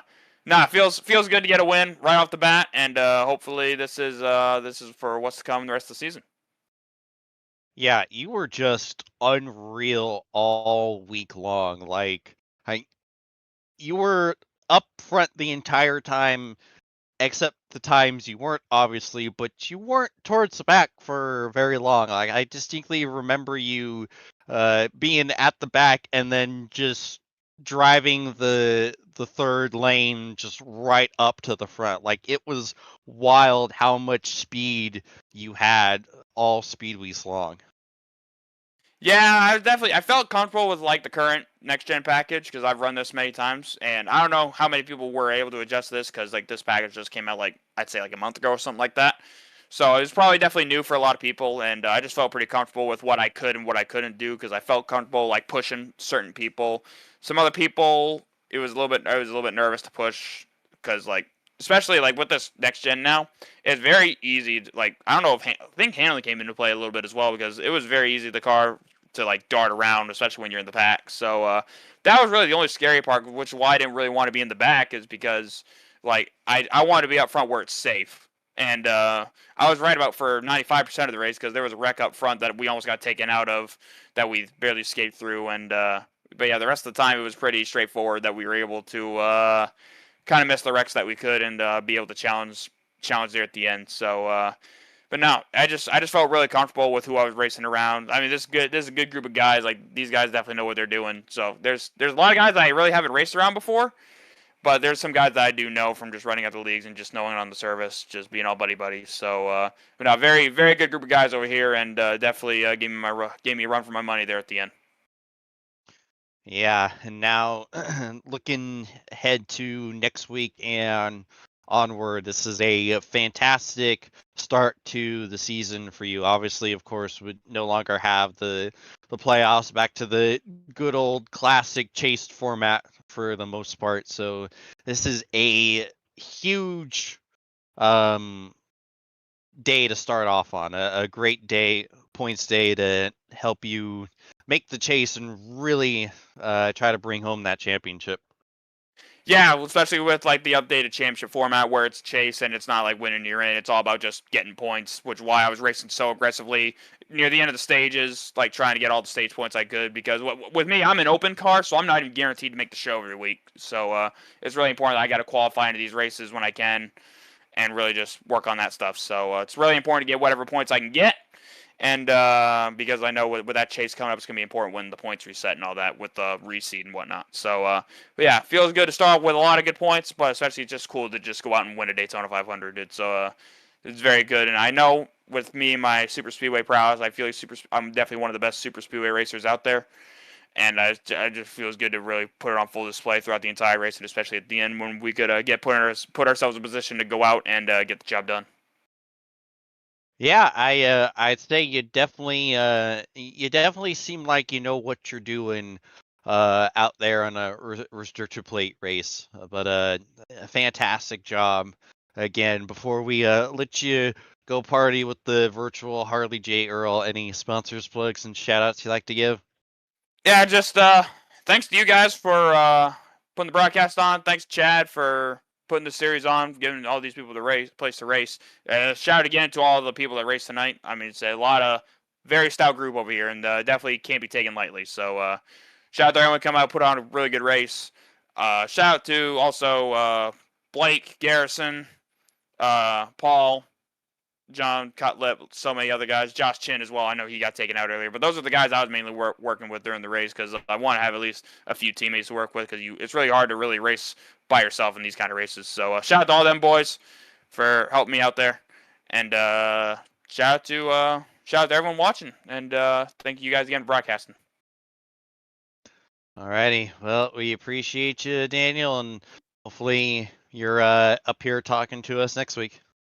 Hopefully, thank you guys. Also, shout out to Belly Up Sports. I know they're the sponsor of the series, so I want to shout out them boys as well. But yeah, thanks guys, appreciate you. All right, there is your winner, Daniel Falkingham. And with that about wraps up the 14th running of the Great Virtual Race, the Daytona 500 presented by Revlite SimWorks. That's it's a heck of a race tonight, guys. Yeah, and we talked about the lead changes, but looking at the stats here at the end of the night, 24 different leaders. Again, quick look through the notes I have. As far as I can tell, that ties the series record for most number of different leaders in a race. Spoiler alert, it's happened in the last two A-season Daytona 500s as well. I think that speaks kind of to Daniel Falkingham's point. Obviously, super speedway racing is a different beast, but that's a lot of different names that got at the front of the field and shows a level of competition we have here in the Belly Up Sports Cup Series. But ultimately, it was the Coke Series driver taking the win in his first start. And like he said, without that winning in, it's still a long road for him as an open competitor to make sure he still makes these upcoming regular season races and can be a part of that playoff and doesn't fall behind in points by missing one of these races. Yes, sir. And Dave, what are your closing thoughts? That was a busy night. It was a long night. Ready to get the season going, and now we got this one out of the way. Chicagoland next week. Let's go. Yes, sir. And thank all of our partners, Belly Up Sports, Rev Limit Workshops, and personally, I just got to thank everyone for letting me be a part of this, and D West let me hop into his seat while he was in the driver's seat. It's, being a part of this was really, really cool, and it's special, and you kind of get to live out a dream doing your best Mike Joy impression, being able to yell out, and so wins the Daytona 500. I was really hoping that this would happen, not just for D West to be able to make a run at the Harley J roll, but to be a part of this. This was a huge honor, and I'm very grateful for the blessing to call this race with you guys, and leave with that. It's time for us to get the heck on out of here. From our broadcast partners, Zach Evans and Dave Huckleberry, James Watson, bidding you adieu till next week. Good night, everyone.